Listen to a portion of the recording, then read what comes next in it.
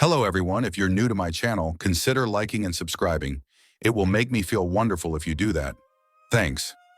By the way, I also have another Naruto and Luffy fanfiction channel. If you are interested, link is in the description. The Return of Joyboy by TheIntrovertRin. A story in which Luffy is the child of sea. The secrets of Luffy are unveiled slowly, which gives heart attack to people. Member list. Garrick Russell, Warlord. Black Money Young Lion, Warlord. KSG PL4YZ, Warlord.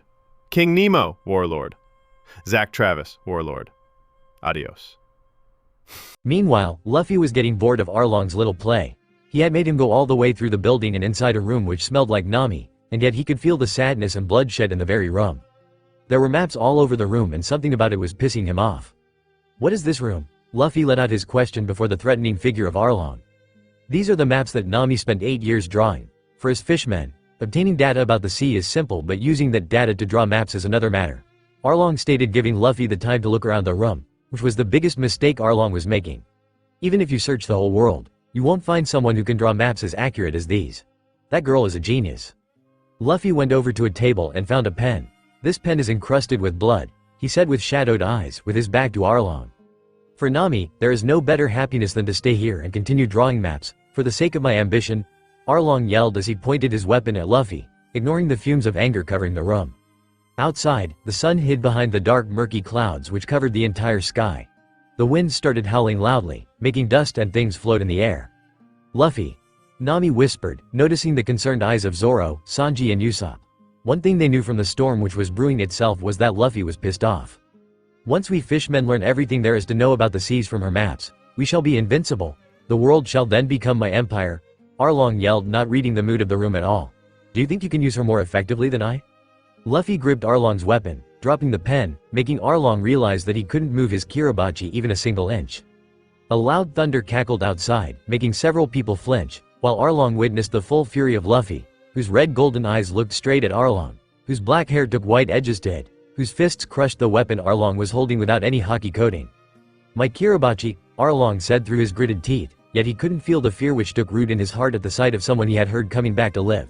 All he felt was anger. Just what exactly do you think she is? Luffy asked in a low voice. And who do you think you are, taking the form of our Lee? Shut up, Luffy shouted in fury, throwing the weapon aside, which crashed through the walls of the room, cracking it in the process and giving the villagers a glimpse of what was happening inside. Doom! Don't you dare call my name with your filthy mouth, Luffy yelled, kicking the desk away, which was the next thing to fall out from the room. What? Usopp, Johnny and Yosaku yelled. A desk, Sanji said, calming the trio who had shouted in fear of Arlong coming out alive or Luffy falling down. While Nami looked in shock as the familiar desk where she had been forced to work, crashed right before her eyes. I won't believe that you are the legend, the warrior of liberation, me. Dude. I told you to shut up and not call me from your filthy mouth, Luffy growled, kicking the bookshelf the next. He was set on destroying everything which Arlong had forced Nami to do. You don't deserve to. What's with all these things being thrown out of there? Usopp asked as chairs, desks, books, maps, etc. fell. All the while, Nami was recollecting how she was forced to work on those things. The times which she spent in agony. And you don't deserve to take his form, Arlong shouted back in frenzy. He would have always taken the side of US fishman, Arlong shouted, attacking the false one as he thought. But Luffy wasn't one to get in his hands. He would destroy everything, which had made Nami suffer. Da. Seems like an intense fight is going up there, Yosaku commented, as everyone heard yells but no one was able to make out any words, while Nami couldn't help but cry and thanks Luffy for freeing her from the chains which held her. What's exactly going on? Sanji asked, unable to tear his eyes from the top. You went too damn far, you monster, Arlong shouted, as he tried biting Luffy again, but only for Luffy to dodge and Arlong to destroy Nami's maps. Stop pretending to be him. Doom dude. I don't care an ounce of what you think, Luffy said as his hair started turning more and more white. Thunders were cackling in the sky, dancing in frenzy and in anger. Nor do I care about fishmen or humans, all I know that if you hurt one of my friends, you pay for it. Luffy yelled, punching Arlong and making him fall to the floor. I told you to stop doing that, you bastard, stop it, Arlong shouted as he saw Luffy's hair starting to float like the clouds. Da. This room that she never wanted to be in. I can't allow it to exist. I'll erase this place from THW whole universe. Luffy yelled, turning his leg like the leg of a giant and tearing through the ceiling. I can't allow this play to go on. I can't stand here and watch you disrespect our lord. Arlong shouted, wiping off the blood and aiming for the brat, who was turning white. Shark on. Luffy ignored the shark man and with his full power, he brought down his leg at a tremendous speed. Battle axe. The giant leg caught Arlong in mid of his attack and went through each of the floors of the Arlong Park, but it didn't stop there. It continued going on and on, until it reached the ocean where it was stopped. To the onlookers who had witnessed the giant leg and saw it coming down, they stared as the whole building started coming down, crashing into mere rubble and stones. It's too dangerous, everyone evacuate immediately. Johnny and Yosaku got down on taking the villagers to safety. Sister Nami, Johnny yelled, once he saw Nami going to the direction of the rubble. But Luffy's still in there, Nami yelled in the hold of Negico and Johnny. Luffy, Sanji said with his mouth dropping his cigarette. Luffy. Usopp wore his goggles to have a better vision and to find Luffy in the rubble. He's fine, Zoro said pointing to the leg, which came out. He took a breath which he was holding down. Luffy stood above the rubble, with the sky all clear and sun shining on his face and black hair, showing that he didn't even got a single scratch except the dirt which laced on his skin. Is he alright? Usopp asked, sweating. Nami, Luffy yelled after taking a breath and catching everyone's attention. You're my friend, got it? Got it, Nami whimpered through her wobbly lips and tearing eyes. He won.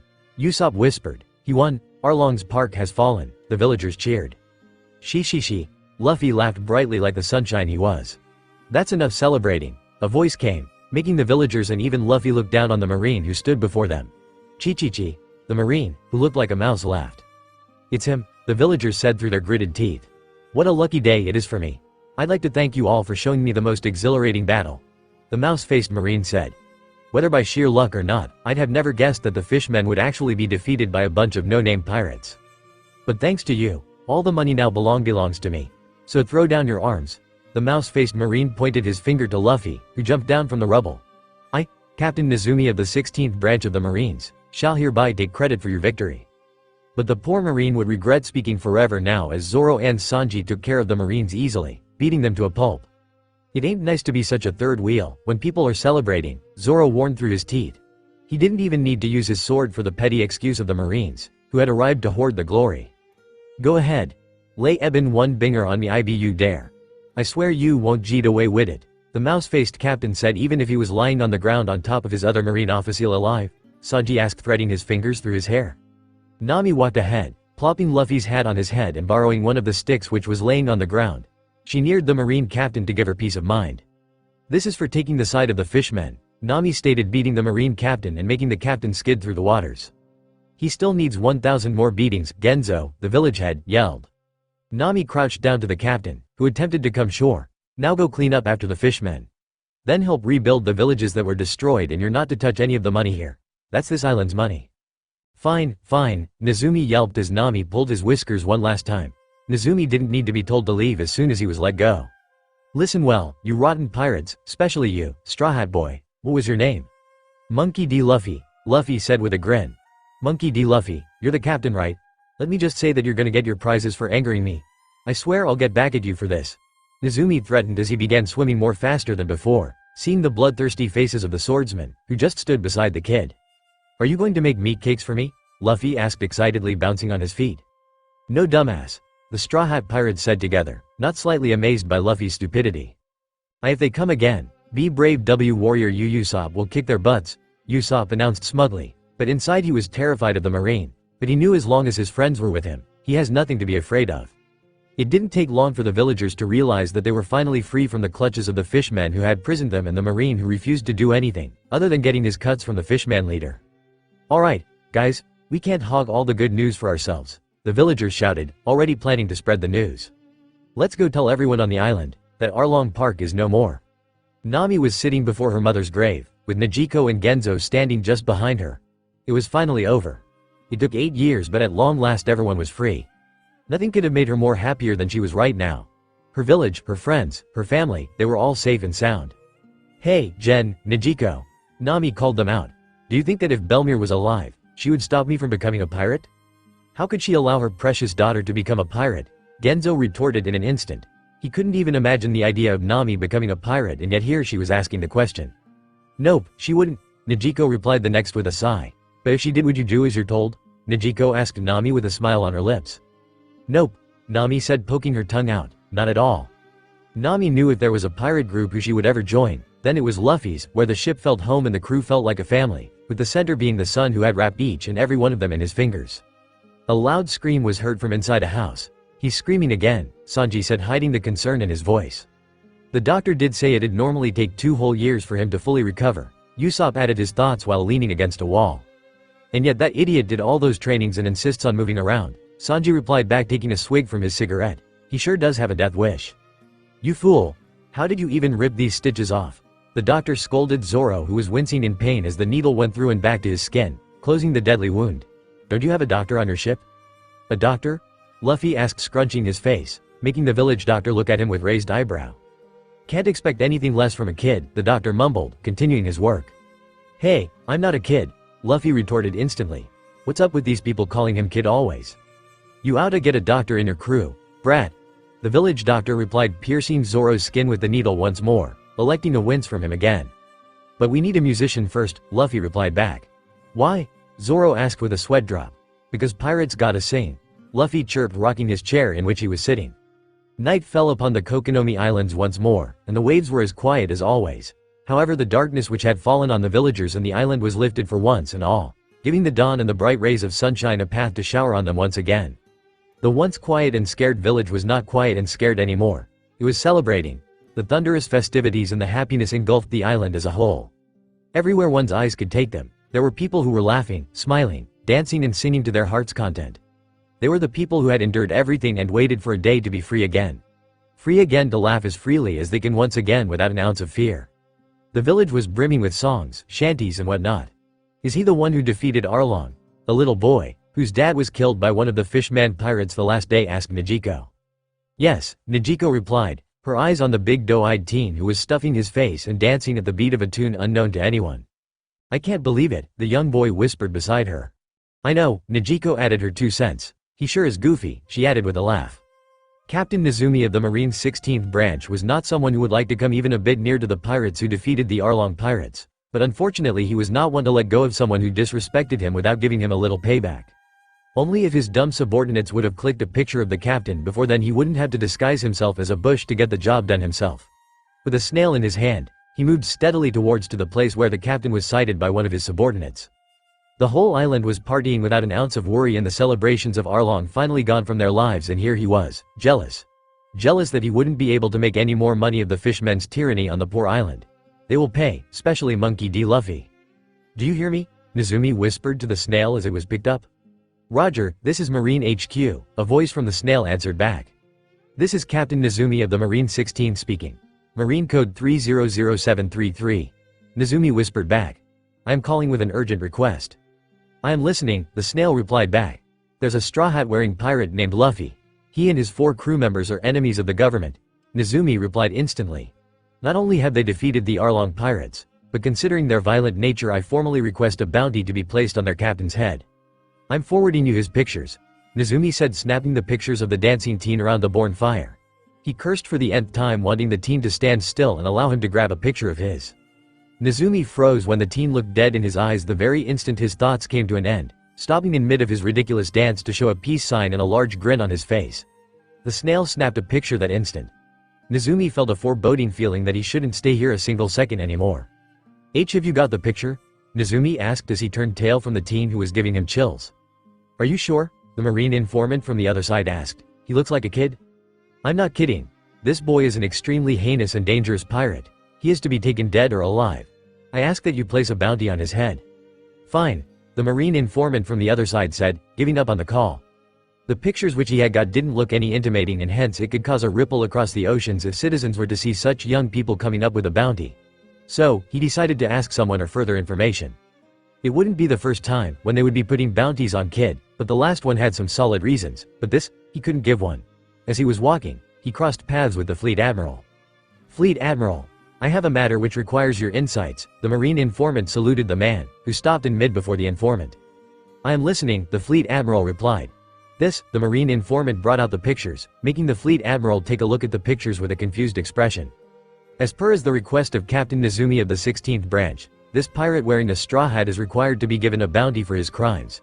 He has been stated as a heinous and dangerous pirate and hence a threat to the world government, the informant finished his report. "Are you sure he got the right person?" Sengoku asked, looking at the pictures closely. One was with the same boy in a weird position, which was making his mind want to remember something, but unfortunately he couldn't remember. As per his Captain Nezumi, he is definitely sure, the informant replied. Do you want me to confirm once again? Yes, Sengoku replied without hesitation. I would like to avoid any misconception if there is any. Roger, sir, the marine informant replied, taking out a snail from his long coat and dialing the previous number once again. Captain Nezumi of the 16th branch speaking. The voice from the snail was shaking. I wanted to confirm if the Straw Hat Boy is the real deal, Sengoku asked without a delay. I assure you, he is, Nezumi replied once again. Can you send me one more picture of his? Sengoku asked, rubbing his temples. Sure sir, Nezumi replied with a gulp. He didn't want to go back to there, but getting an order from a higher up, and for his revenge he needs to go. Once he reached the place where the teen was once again goofing around and dancing and singing, and to his shock the brat has once again spotted him and gave him a cherry smile for the picture, and the snail clicked it without him wanting to, hence forwarding it to the one on the other side. The smile of the kid took a feral edge, making Nezumi take a step back. Captain Nezumi. The one from the other side seemed to be in panic for some reason. I order you to capture the pirate in an instant. I warned you, a voice whispered at the back of his mind, making Nezumi want to run away. Never ever in his entire life had he felt this much scared as he was feeling now. Without any delay, he took a step back, only for someone to place a hand on his shoulder, making him scream in fear for his life. Captain Nezumi. Are you there? The voices from the snail asked. Reply me? Sorry, the one you were asking for is not available at the moment. A chirpy voice replied back to the fleet admiral. Who are you? Sengoku asked immediately. The feeling which he was getting, the sound of the music which he got to hear, the very image of the ridiculous posture which was sitting on his hands was giving him chills. But he was not sure if what he thought was that. I'm Monkey D. Luffy. The voice replied, giving the snail a wide smile. The one who will reclaim the rightful throne. If the monkey and D in the name didn't give him enough shock for the lifetime, then the throne thing sure did. That will make you the enemy of the world government, Sengoku answered seriously. Like I give a damn about it, the voice replied. Hey, Luffy. Another voice interrupted Sengoku from trying to persuade the teen. There are raw ham melons here. Want to try? Ham melons? Wait for me, the boy chirped, and off went the snail. Sir, the marine informant snapped Sengoku out of rubbing his head harshly. Why is it always Garp's family which has swore to give him gray hairs? And why was he feeling that this Monkey D. Luffy will turn out to be the biggest menace in the monkey family? Give me the complete report of his works in the East Blue, Sengoku ordered, looking at the smiling picture of the boy laid on his desk. Roger, sir. On a small cliff, facing the ocean, was a little grave, and standing before it was a man known as Genzo. Belmere, your daughters have grown to be fine, strong women, Genzo said, pouring the bottle of rum on the grave. From now on all of us will do our best to live life to the fullest, because our freedom came at the cost of so many lives. We have to live our lives to the fullest for their sake. We have to laugh and smile until our cheeks hurt, Genzo said, wiping his tears, only to stop in mid cause he heard footsteps. A grave? Genzo turned back to see the little captain with meat in his hands. Did someone die here? Yes, but it was long ago, Genzo replied, chugging the remaining rum.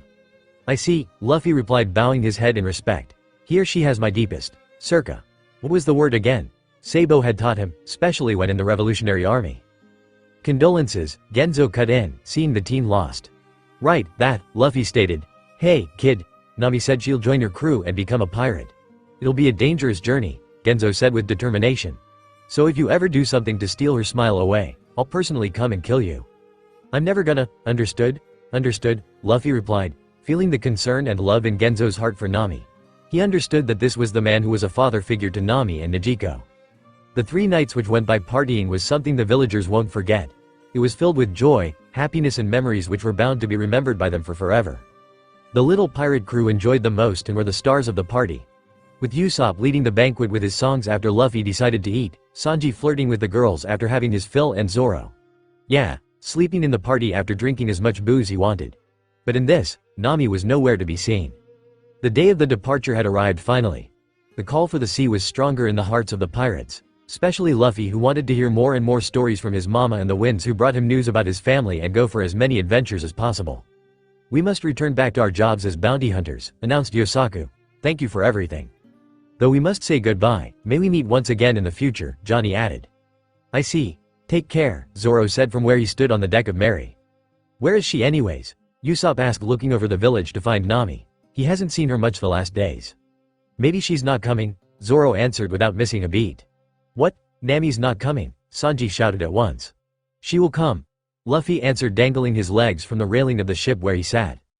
On the other side, with the villagers. What, she's leaving all her money behind? All 100 million rallies? Genzo asked in shock, once he heard the news firsthand from Nijiko. She risked her life to save up that much, another villager, who was the doctor of the village, said. She said it's fine, since she can always steal more, Nijiko replied, rubbing her temples. I told her to take a little bit at least, but she wouldn't hear. You know how she is. That fool. It's us who should be trying to make things up to her after all she did, Genzo said with gritted teeth. Set sail. A voice which was definitely of Nami shouted, cutting Genzo in his thoughts. She's running over here? What to do? Usopp asked his query. She said to set sail, so we should, Luffy replied back. Don't tell me, she's planning to leave, Genzo stated, getting a gist of what Nami was planning to do, without letting us say even a word of thanks or goodbye. Nami, stop, at least let us thank you for all you have done. Ah, they're taking off, but we needed to thank you, Pirates T. Set sail. The pirate ship had started moving. Nami, wait, I can't allow you to leave this way, Genzo shouted, going as far to block Nami's path, only for Nami to skid past him easily. You sure it's okay to LS? Sanji asked Luffy. It's her goodbye, so let her decide, Luffy replied with a smile on his face. He had watched what Nami had done so swiftly, not allowing the smile on his face to leave as a consequence. Nami, the villagers yelled together, as Nami jumped from the dock and landed on the railing of the pirate ship. Why? Nami, with a smirk on her face, slowly lifted her shirt, making the wallets drop one by one on the deck of the ship. Wah? My wallet's gone. The realization sunk to the villagers and they all began checking their pockets for their wallet and money, but not a single one could find his/her wallet. Take care everyone, Nami said with a smug look on her face, holding a note of 1,000 rallies between her fingers. You rotten little thief, the villagers yelled with their jaws hanging wide open.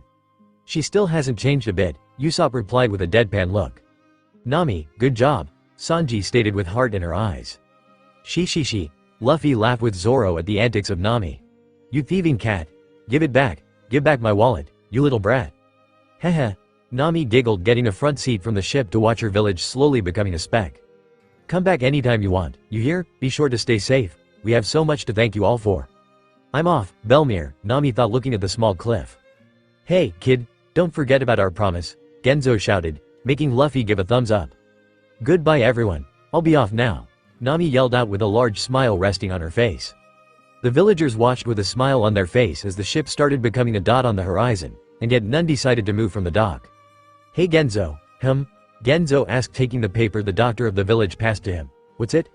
She got herself another tattoo, the doctor replied, remembering the time when Nami came to make that tattoo over her last tattoo to hide it. What is it? Genzo asked, studying the picture. She said it's an orange and a pinwheel. Garp was strolling around his ship when Bogard came in carrying a Denden Mushi in his hand. Vice Admiral Garp. The man saluted, despite of Garp saying a zillion times that he didn't need to be so formal before him. Fleet Admiral Sengoku wants to speak to you. Thanks, Bogard, Garp said with a smile and held his hand forward for the snail to be passed on. Garp, the low hiss in the voice of his best friend told him, or rather guaranteed him, that he was in for a scolding. Senny, I swear I have not ate all your rice crackers or feed your goat my paperworks for this in the last month, Garp immediately said, which was rather a poor lie, to Sengoku to avoid his wrath. Wait, what? The other person on the snail screamed. I swear Garp, I swear. If it wasn't that, then why are you so pissed off? Garp asked with a laugh. He loved messing up with his best friend, but he better save his hide when he reaches the Marine HQ. Who can blame him when the paperworks were so boring and the rice crackers looked so appetizing? Yeah, about that, Sengoku seemed to come back on his track, but not before saying, though I won't forget what you did. Garp winced internally. Back to the matter, Garp. Why is it your damn fucking family always? Have you all swore to give me more gray hairs? I swear one day you and your damn family will the reason for my death. Whoa, calm down. Garp tried to calm the screaming man, as he walked to his cabin away from the prying ears of the Marines. It wasn't like he didn't trust them, but some information was better for less ears only. What has my son done again? It's not your damn son, I mean it is your son practically, but it's your grandson, Sengoku replied, catching himself a breath. Who? Garp asked with an edge in his voice. He hasn't told Sengoku about any of his grandsons. So, how did Sengoku knew? He was itching to ask about it. Many would say that Garp didn't know the art of secrecy, but he knew it all well. He just hid it behind the stupid behavior of his. Ace was out of question with him being son of Gold D. Roger, and then Luffy came to the mix, who was a big no. Even a tiny detail of his being can make him go down the same road as that of Ace, if it already wasn't worst with him being the son of Monkey D. Dragon in the sea. And then lastly Sabo. He never got a good chance to raise the boy, and now that he had gone off to be the second in command of the Revolutionary Army, he was a no-go too. He faintly remembers him having one more grand kid, but he hasn't met them to know anything about them. Monkey D. Luffy. Garp froze for a moment, deciding not to speak. Luffy was in East Blue, away from Dragon and Heck, the brat didn't even sit still to meet him after he called in the Shell's town. What the heck does he mean that he will reclaim the throne? Was Garp's mind filling with panic? Heck, yeah, bawahahaha. Garp laughed, trying to hide the sheer fear for Luffy's life.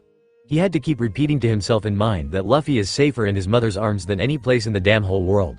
So, he has started. What do you mean, started? Sengoku asked from the other side, with a pissed-off expression. How did you talk to him? Heard about my cute little grandson, huh? Garp asked with a smirk, wanting to squeeze out as much information he could without getting suspicious. Captain Nezumi of the 16th branch reported about him, and you won't believe it. I heard that music, the forbidden music played in the Kokonomi Islands. Not only that, your grandson doesn't give a damn if he becomes the enemy of the world government. You were online? Garp asked, hiding his frozen self. What the heck, Luffy? Yes, I wanted to confirm if the child was really a pirate, but after knowing that he is a D and your grandkid, I am sure he is a menace, Sengoku said, rubbing his temples and leaving out the words which his instincts screamed him about Monkey D. Luffy being the biggest headache for him out of the 3 Monkey Ds he had ever got the chance to know. What can you expect from my grandkid, huh? Garp asked smugly. He was definitely not trying to shift Sengoku's attention from the music tune he had mentioned. He had known from the very beginning, when Luffy would sing and dance to the beat which he loved from his very childhood, that it would be something forbidden in the eyes of the world government. And here he was trying to shift the topic and giving a chance to his silly grandson to escape. Garp, Sengoku barked, but realized that he was overdoing it.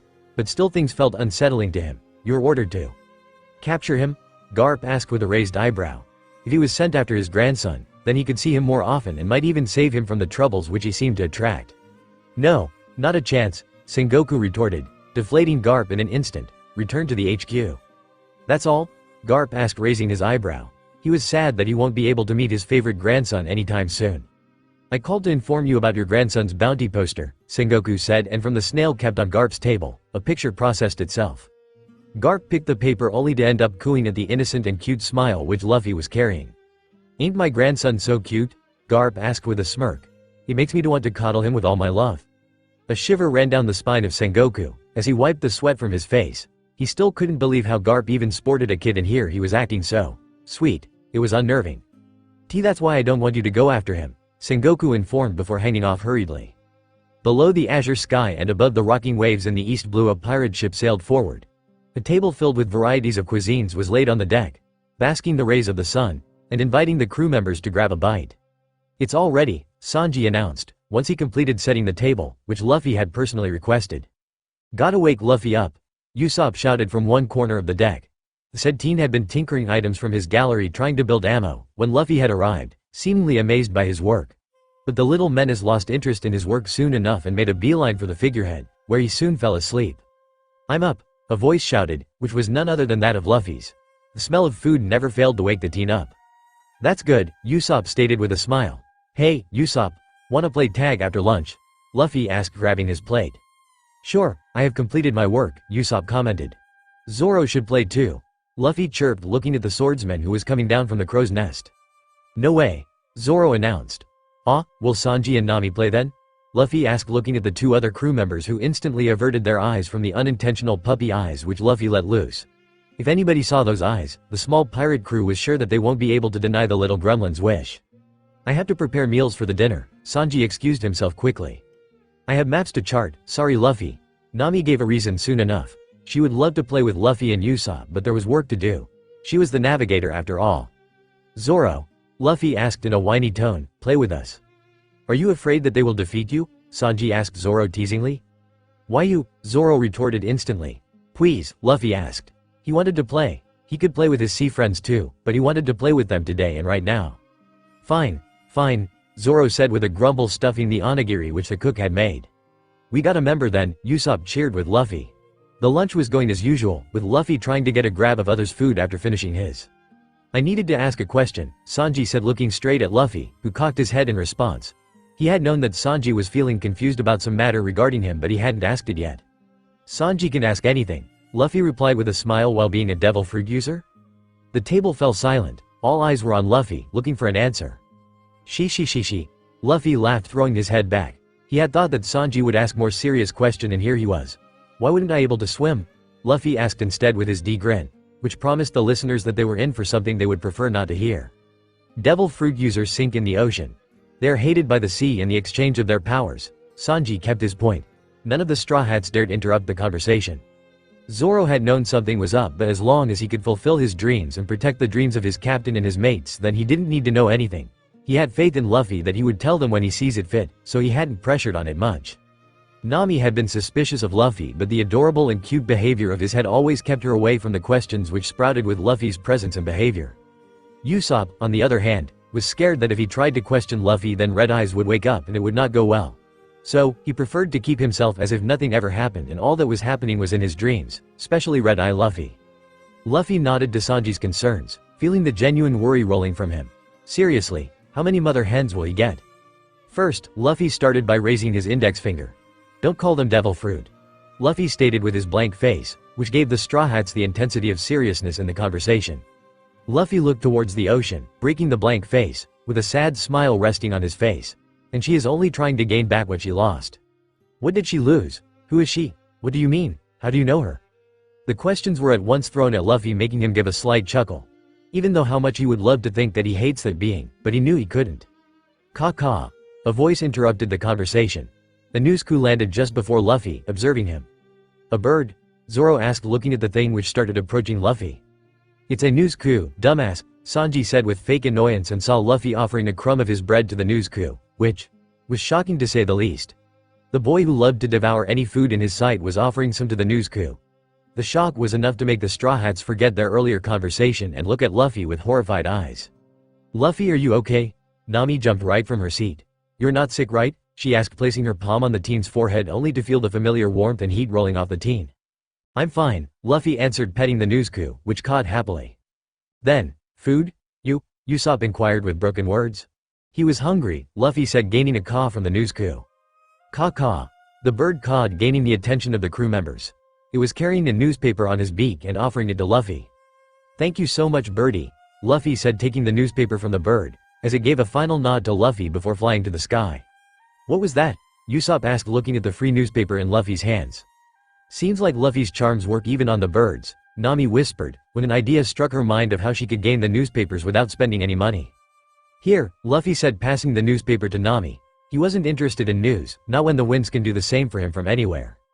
But as he was passing the newspaper, a single sheet of paper swirled in the air and rested on the table, electing various reactions from the crew. Meanwhile, a meeting progressed in the Marine HQ. So in short, our branch forces are unable to deal with this particular crew? A Marine asked. Yes, the one who was placing his opinions answered. Captain Axehand Morgan of Shell's Town, and Captain Nezumi of Kokonomi Islands. They both fell victim to this pirate crew. Not to mention that this boy defeated Buggy the Clown, 15 million belly, Pirate Fleet Admiral Don Krieg, 17 million belly, and the Fishman pirates Arlong the Saw, 20 million belly, another person added.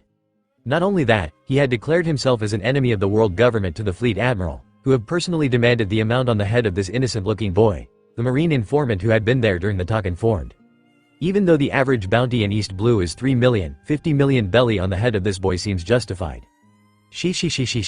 Luffy laughed cheerfully, holding his bounty poster, which showed his face perfectly. Looks like we're wanted now. It says 50 million belly. How the hell did you even get this high of a bounty? Nami shrieked, not getting the situation at all. 50 million belly was way too high for a East Blue pirate and nonetheless a kid. What are the Marines thinking? Or have they caught news of the devil fruit Luffy bears? That sure gave a chill to her. Look, my picture's here for the whole world to see. I will soon be famous, Usopp boasted, proudly pointing the back of his head at the bounty poster. That's just the back of your head, Sanji retorted with a sulked expression. Don't be jealous now. Once we become more infamous, we might all get one, Usopp stated, making Sanji jump up with happiness.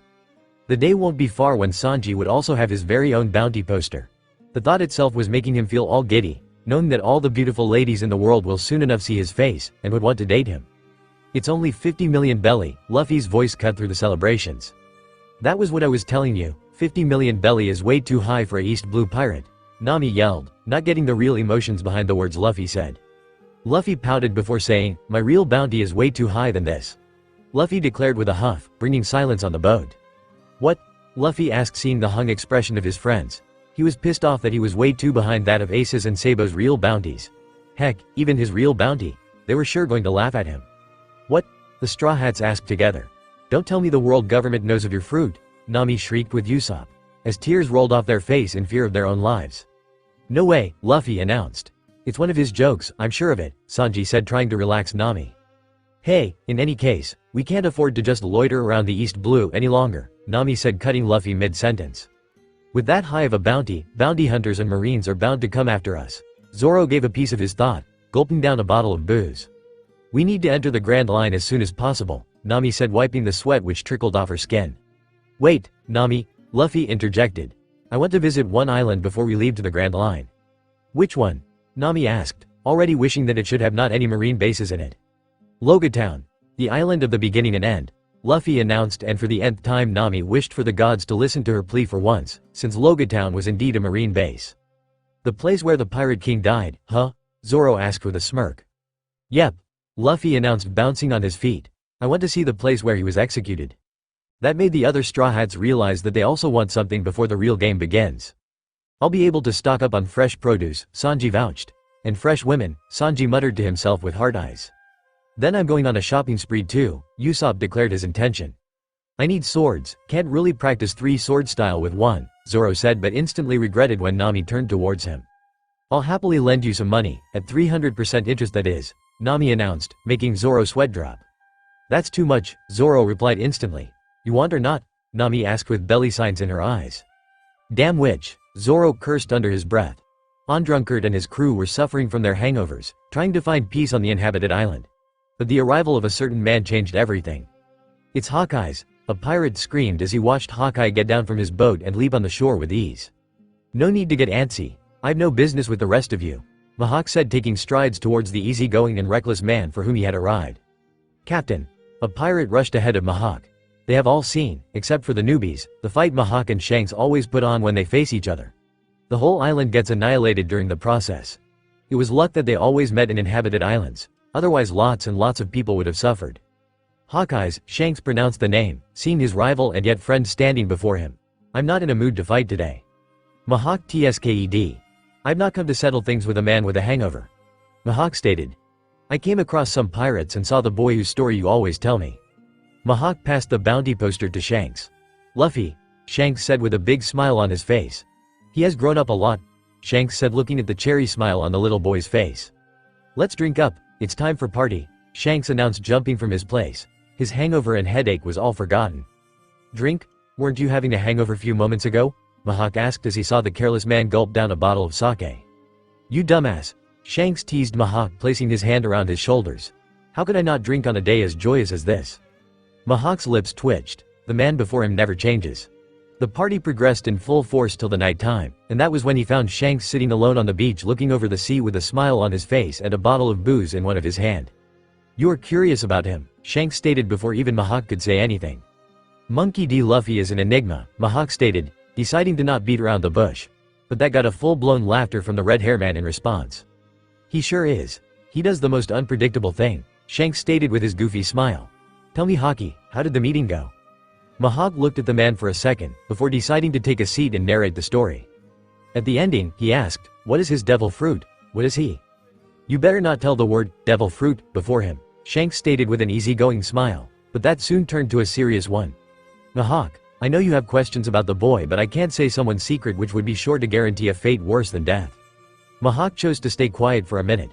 Shanks had never been this serious about anything. He wonders what future will this Monkey D. Luffy bring to the world. Promise me that you will not report your encounter with Luffy and his behavior to the world government, Shanks asked, looking straight at Mihawk. Mihawk huffed before averting his eyes. How much he will deny that Shanks is only a rival to him, but it isn't that way. Shanks is his friend, or more like best friend, so Mihawk nodded to the man, promising him. In a village of windmills, smile and cheers rose from every house which knew the little menace who had created his space in their hearts. The little sunshine had finally taken the first step towards his goal, and its very proof was relayed by the sheet of paper which was being spread throughout the village. Look at his smile, a fisherman said, looking at the sunny grin which was displayed on the bounty poster. He looks so happy, Makino said, smiling at the little boy which she had helped to raise until he was taken away. The little boy who had returned to them and brought the sunshine with him to their little village was now a wanted man. Our village will become known for being the home of a famous pirate, a villager said raising his glass. Look at the bounty. What has he done to piss off the Marines? Another villager asked, followed by a laugh. Stop celebrating, you fools, a grumpy voice stated, pointing his cane to the villagers who were partying. Just what is there to be happy about having a criminal come from our village? But chief, look how happy Luffy looks, Makino said with a laugh. A pirate is a pirate, Mayor Woodslap retorted in an instant. It's his dream after all, Makino asked, pouring the mayor a drink. Is it his dream? Or his fate, somewhere else in the East Blue? Luffy is in the eyes of Sengoku, Garp stated in the safety of his office. Why is Sengoku after him? A deep voice from other side spoke, which was of none other dragon. Senny heard the forbidden music and Luffy's wish to be the king, Garp informed, which made the snail close his eyes shut for a second. How? Apparently a marine was spying Luffy when the music was being played, Garp stated, and not for the first time Dragon wished that his son could stop playing with the marines and try to be stubble. The years in the Revolutionary Army had helped the brat, but the lessons drilled were gone the moment he was outside of the army. I'll look into it, Dragon said before disconnecting the call. Luffy, he whispered looking at the picture of his boy. He really wishes to give him an earful, but the boy had gone ahead and left the snail with Makino. Nevertheless, a proud smile crept on his face, as he picked up the bounty poster of his kid and placed it in his drawer, among the bounty poster of Ace and Sabo and of Luffy. There were posters ranging from their accomplishments in the army as well as their current lives. Even the snippets of the newspapers were there, which mentioned his kid's name. The three of them had made him proud. It's our little buddy. A voice interrupted Dragon's thoughts as he was forced to look into the cheers which were rising throughout the base. He closed the drawer as he took his steps towards the door. To his astonishment, the whole corridor was bustling with cheers, and if that was not enough to give away Dragon of what was happening, then the bounty posters on the walls were a clear symbol. He has made the record, a voice cheered, and it was of none other than Sabo's. Look at my baby brother, how adorable he is. To Dragon's amusement, Sabo, the second Brokon after Ace, was leading the party in the galley. Little Lou has done it, it's party time. Dragon will excuse them this once, but he seriously needs to limit themselves. They had made a similar ruckus when Ace got his fist bounty. Well, he will see another side this once, again. On Shellstown, a teenager was sweeping the floor in a marine base, when he got a glimpse of the latest bounty poster released recently. Wah! He fell on his ass in an instant. What the hell, Luffy? How did you get a bounty of 50 million belly? Don't slack a low voice told Koby, making the boy instantly stand up and get a hold of his broom. Don't scare me that way, Helmeppo, Koby said before looking at the bounty again. Luffy, I'll work as hard as you and soon I'll be a full-fledged marine. You wait and see. Deuce had just woken up and he can give you in written that he was not ready for this. For their ship was not only hosting a party in the middle of the New World, leaving them at the mercy of the crazy weather of the New World, but also there were bounty posters of the little menace all over the ship. And above that, his crazy captain whom he had swore to follow was going crazy as each second was passing. Look at his smile. Ace shouted for the whole world to hear, but it was enough to burst Deuce's eardrums. My baby brother is so adorable. Shut up, Ace, Deuce said in annoyance, even if he was happy but not on the edge like Ace. It's just 6 o'clock. He was not ready for this. Who the hell even woke this guy and placed the bounty poster in his hands? Not to mention, how the hell did he get his hands on at least 100 of the similar bounty poster this early? I don't think so, Ace shouted once more, jumping from one table to another. Nami awake. He noticed the other crew members awake and going with the flow. Even their newest recruit was cheering as much as Ace. Seriously, the duo were really reckless. Especially the girl whom they have saved from some curse was cheering for Luffy and claimed to know him personally. This is a song for my cute, adorable little brother, Ace said, clearing his throat. Well, Deuce won't regret joining Ace, however crazy song he will come up for the little menace. So, he sat sipping wine with a smile on his face. In East Blue, somewhere on a small caravel, a crew sailed, awaiting for an island to come. The crew was of none other than of the little menace known as Monkey D. Luffy. Luffy, that's not what I said. A high-pitched voice yelled at the little gremlin. Who the hell told you to attach a fake white beard with that costume? It looks good, Luffy stated with a pout. He was beginning to remember those secret games he used to play in the army. Especially, Ace and Sabo would love to dress him up in some clothes, which would appear to be cosplay dresses most of the time. But he loved the time when they dressed him as a dragon. He couldn't forget how he was roaring around in the army base, making people smile. He loved doing that. Remove it, Nami said, asserting on her words, with her hands on her hips. Fine, Luffy stated with a whine, tearing the fake beard off him. He could hear his mother giggling to his antics once again, making a smile come up on his face. Now, you look like an actual kid, Nami said with a sigh. No one will say you are Monkey D. Luffy with an absurd bounty of 50 million belly. You sure did a number on him, Sanji said looking at Luffy. Whoa, whoa, who's this kid? Usopp asked, coming out from the men's cabin and landing his eyes on the kid standing on the deck with an enormous smile on his face. The smile was familiar. She. The kid laughed, making Usopp wanting to remember something. Luffy, kids don't get permission to roam around alone. Zoro teased Luffy with a smirk, making him gasp dramatically. Zoro. Luffy said in a whiny tone. I'm a pirate, not a kid. Wait, that was Luffy? Usopp asked, looking at Luffy or the little kid clearly, electing giggles from Sanji and Nami.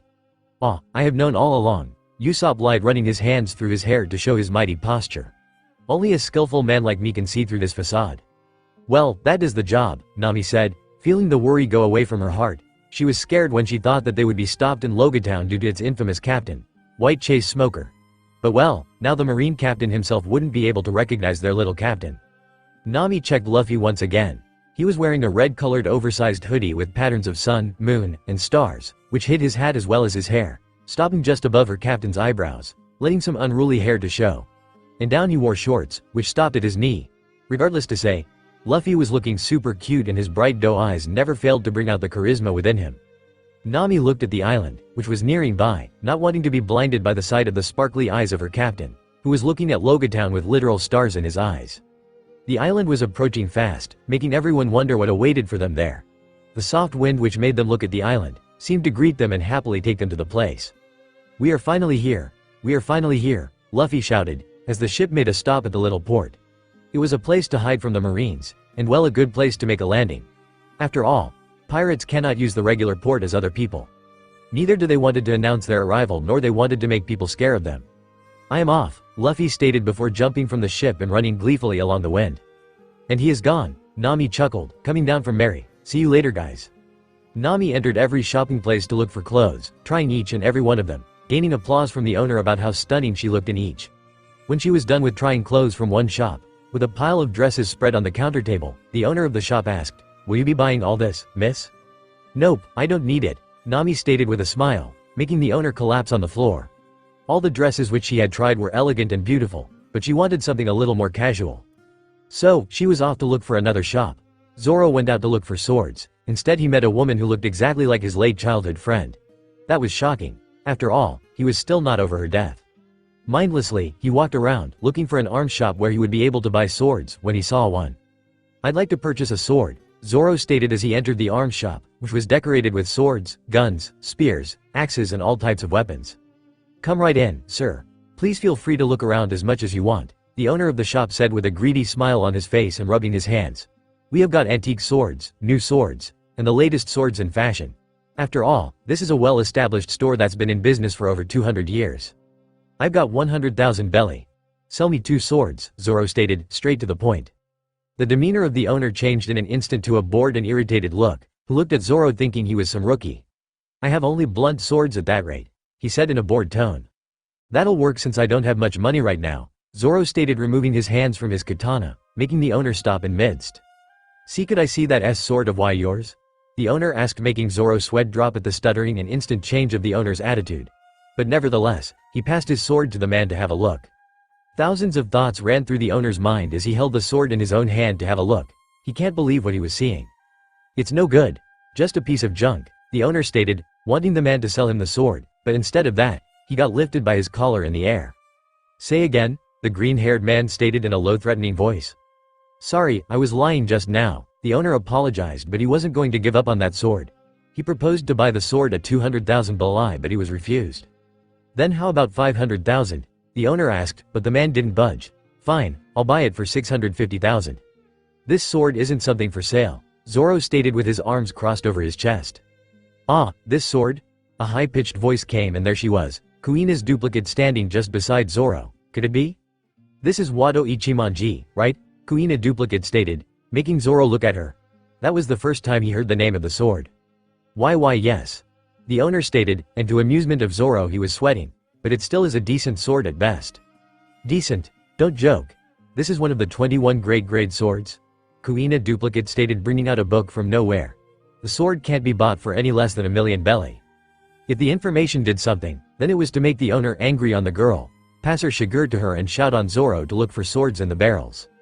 "You use 3 swords?" the Kuina duplicate asked Zoro. "If you don't mind me saying so, your 3 swords remind me of a bounty hunter."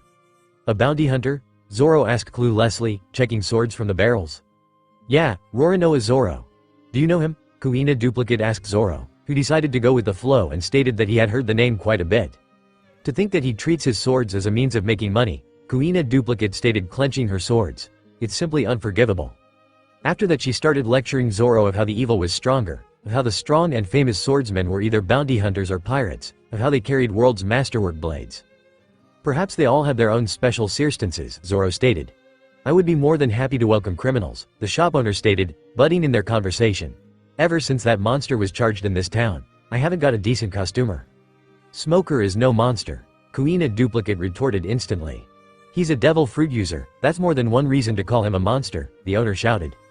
Zoro decided to note that point in his head and heard how Kuina Duplicate wants to gather the 12 supreme grade swords, 21 skillful grade swords from the hands of criminals. Does that mean you will take this too? Zoro asked with a smirk. The serious demeanor of the Kuina Duplicate changed in an instant as she said that she wouldn't take it away from him, but she simply detests the idea of swords being used for evil. Zoro nodded before his attention was caught by a sword. I remember seeing this sword, Kuina Duplicate said, opening her little book. That's Sandai Kitetsu. You should definitely buy this. The bloodlust which the sword emanated suited its bloody crimson sheath. You can't take that, the owner yelled. What? But why? Kuina Duplicate asked. It's cursed, Zoro answered for everyone. You knew? The owner asked in disbelief. I could tell, Zoro said, not removing his eyes from the sword. That made the shop owner tell about the Kitetsus, of how they were all cursed. Of how they had led countless swordsmen marching towards their death even if most of them were unaware of their curses. Forgive me. Kuina Duplicate apologized, bowing her head. I had no idea. I like it, Zoro stated with a smirk, examining the sword. I'll take it. You idiot, the owner yelled. I said it was not for sale. If you got killed by it then your blood would be on my hands. Then how about this? Zoro asked with a smirk. Why don't we test what's stronger, my luck or its curse? Zoro tossed the sword in the air. If I lose, then that just means I was never a man who'd amount to anything special. The sword twirled in the air, making the owner and Kuina Duplicate gasp in horror and ask him to step aside. The bloodlust was strong as it slowly twirled down. A second felt an hour, but Zoro didn't move. He had his hands out ready to test himself with his eyes closed. A thunk sounded, making Zoro open his eyes to see Kitetsu pierced on the ground. A smirk took over Zoro's face as he stated his wish once more. I'll take it. The owner as well as Kuina Duplicate were on the floor, having witnessed the miracle by their very eyes. Zoro took out the sword from the ground and asked Kuina Duplicate to find another sword for him. Wait, the owner yelled, before rushing into somewhere. He came out with another sword on tow. Its name is Yubashiri, one of the 50 skillful grade sword. I can personally attest to its sharpness. The owner presented a black sheathed sword. This is the best sword I have. I can't buy this, Zoro stated. I am not asking for money. Just take it, the owner said with a serious face. I won't ask you to pay for Sandai Kitetsu even. I apologize for trying to trick you before. It's been a long time since I have seen a swordsman as good as you. On another side, Luffy was roaming around. He can't believe that they were here and still not coming out to meet him. He pouted at the thought, as he walked thinking of how to bring them out of their hiding place. He could have gone straight to them, but knowing they were looking at him and his crew, by suppressing their Haki doesn't help. Overprotective people. He sighed before crashing to someone. He looked up to see a Marine. You okay, kid? The Marine with gray hair asked him through his cigar. Luffy smiled, feeling that this Marine was not like the other Marines, who were corrupted. He was like Gramps, following his very own sense of justice. Yosh, I am all good, Luffy stated, showing his wide sunny grin. Good to know, the Marine said before asking from him again. Where are your parents? You should not roam around alone. They are hiding, Luffy stated with a pout and his hands crossed over his chest. Nay, do you know where is the execution place? Just follow the smoke, Smoker said. He was about to take the kid himself to the execution place, thinking that his parents were there, but before that the kid vanished. Smoker sighed. Kids these days were sure energetic. Luffy was following the smoke when he smelled something. That made him divert from his path and follow his nose. He was walking when he reached a place which was named as Gold Roger Bar. That sure excited him. He decided to scout the place. If they were playing with them, then so he could. It's not a place for brats, a grumpy voice stated as soon as he took a step in the bar. It was dusty and looked like it would be closing soon. Old man, can you tell me where Gold D. Roger was executed? Luffy asked instead. Why do you want to know? The owner asked. I'm heading out for the Grand Line to be the king of the pirates. Luffy stated. His hoodie got knocked out of his head, showing his straw hat sitting just above his head and displaying his wide D signature grin. I gotta see the place where he was executed. That was the moment when the weak eyes of the old bar owner saw someone else in that position. The former Pirate King. The old man's eyes widened before he let out a chuckle. "Want to have a drink before that? To the Pirate King?" he asked. "I don't like drinks," Luffy said, scrunching his nose in disgust. "But for the Pirate King, yep." The old man smiled before pouring the teen and himself a drink. "To the Pirate King," he said, lifting his glass, making the brat copy him. "To the Pirate King," Luffy repeated with excitement, gulping down the rum in an instant. "You will find the execution stand in the town square," the old man stated, making Luffy jump down from his stool. "Thanks, old man," he said before running out. "Seems like I can open the shop a little longer, huh, Roger?" the old man whispered. Near the shore, Sanji was having a time for his life. So many beautiful ladies, dressed elegantly, carrying radiant smiles. And oh, did he mention their figure? They looked so stunning that he couldn't help but swoon on them with his hard eyes. "Miss," Sanji stated in his chivalric tone, "would you like to go on a date with me?" he asked with heart in his eyes. The poor lady, who was carrying herself confidently, a second before faltered, looking at Sanji kissing her hands. "Ah," she shouted, trashing her bag which she was carrying to beat Sanji. "My lady, I will take whatever you give me," Sanji noodled to her regardless. "Is that elephant tuna?" Sanji stopped in his path. He turned instantly to the one who spoke the words. There was a man admiring the fish which looked just as Sanji had pictured. "Yes, sir," the owner stated with a smile on his face. "You normally wouldn't see these tuna around these parts, but one just so happened to swim up here from the southern seas, and so I snatched it right up with my fishing pole." Sanji looked amazed at the information, especially since the tuna looked too big to be caught by the lanky owner. Regardless, it was not his job to tell others so. "I will take it," Sanji stated with a smirk, already planning mentally of what recipes he can try with it. A little moron would love this fish. "Shall I cut it up for you?" the owner asked, already getting his knife. No, Sanji said instantly. "I'll take the whole thing." "Thank you very much, sir," the owner stated. When the business was finally over, that is when Sanji realized that another beautiful lady that he had seen just a moment before was nowhere to be seen. Just as he was about to pick up the fish, he saw Usopp going towards the supermarket. Before he could question about that, he saw Usopp checking the prices of egg, making Sanji wonder if he was a housewife. While somewhere a girl, expert of predicting weather, felt the air pressure dropping, announcing the arrival of a rainstorm. Luffy stood amidst the crowd which had gathered in the square, taking in everything. The execution stand stood before him for him to admire and read its past. He could feel each and every moment of what had transpired here. The execution platform, which had witnessed each and every moment of Roger's last breath and words, stood there tall and high. It was enough to give chills to some, thinking about the first Pirate King who had once knelt there, awaiting his death. But some who knew what it was. It was Roger's wish. A wish of an already dying bull, who wanted to motivate people to bring the truth to the light. The platform signified both the beginning of Roger's era and the ending of his, which he had created by reaching the island hidden from everyone, only to found by the mystery games. "Thank you," Luffy whispered with his straw hat to his chest. He paid homage to the man who had given the world government hell. He paid his respect to the man who had brought his big brother in this world. He thanked the man for guiding so many people to freedom. He wanted to be free like Roger, if not more than him. Being a symbol of freedom himself and yet bounded by so many shackles that he can't even imagine was a stab to his drumming heart. Before the otherworldly power he had received from his father, the thought and the life of freedom was something which weighed way too higher than the powers. And then there was the feeling that once he is awake, he won't be able to enjoy anything. Why did he feel that way? He didn't have the answers yet. He felt like a little boy unaware of himself. But he knew that no matter what his past threw at him, he wouldn't stop. The past never mattered. He was a man living in the present. The one who would crave destiny with his very hands if required. A laughter, which carried the bold and adventurous spirit of the now dead, echoed in the air, making Luffy open his eyes with a big smile on his face. "Yosh," he spoke, ready for the next step. Time to see what Roger saw in his last moments. He climbed the platform easily without any difficulties. If the people in the square stopped to look at him, then it was none of his business. The clear sky, the tall buildings, the crowd below greeted Luffy with open arms. The wind caressed his hair, knocking his straw hat back with the hoodie. He wanted to stay a little while longer on the platform, observing everything when someone needed to disturb his tranquility. "Hey, you, get down from there this instant." Squinting his eyes at the little figure, Luffy saw a marine standing with a speaker in his hands. "Why?" Luffy asked. All he was doing was standing there and not disturbing anyone. Then what's the problem of these stupid, dumb marines? "Because that's a special stand that belongs to the world government, so get down from there IMM. The next thing the poor marine knew that he was thrashed to the ground with a stinging cheek. "Oh, don't be so uptight about the rules, Mr. Marine," a lady who had garnered herself with a rosy color cloak stated with an iron club in her hand. "I've been looking all over for you, Luffy. It's been a while." Luffy looked at the woman, who carried herself gracefully unlike the last time he had met her. But man, did that shock him? Very much. "Don't tell me you have forgotten about me," the lady stated, making several people faint due to the sheer power her beauty held. Luffy stated. "I remember you.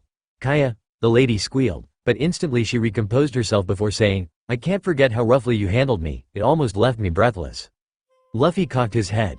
The fight with the Alita wasn't even worth to remember for him, and yet Ida was telling that. "Tell me people, who's the most beautiful one among these seas?" the lady asked with her open arms. She almost looked like a drama queen. "That would be of course you." The crowd cheered with hearts in their eyes. "You stop right there," another male voice yelled. "This is the Marines. You are hereby under arrest for harming a fellow Marine officer," the Marine stated as he pointed his gun at Alvida. "And as for you, get down from the execution platform this instant," he said to Luffy, who poked his tongue at him and sat down on the execution platform with his feet dangling. He still can't believe that they were not coming out to meet him. That's unfair. "You think you can arrest me?" Alvida asked the Marines, making almost all of them stop in their path. "Yes sir, she is too beautiful," an officer yelled.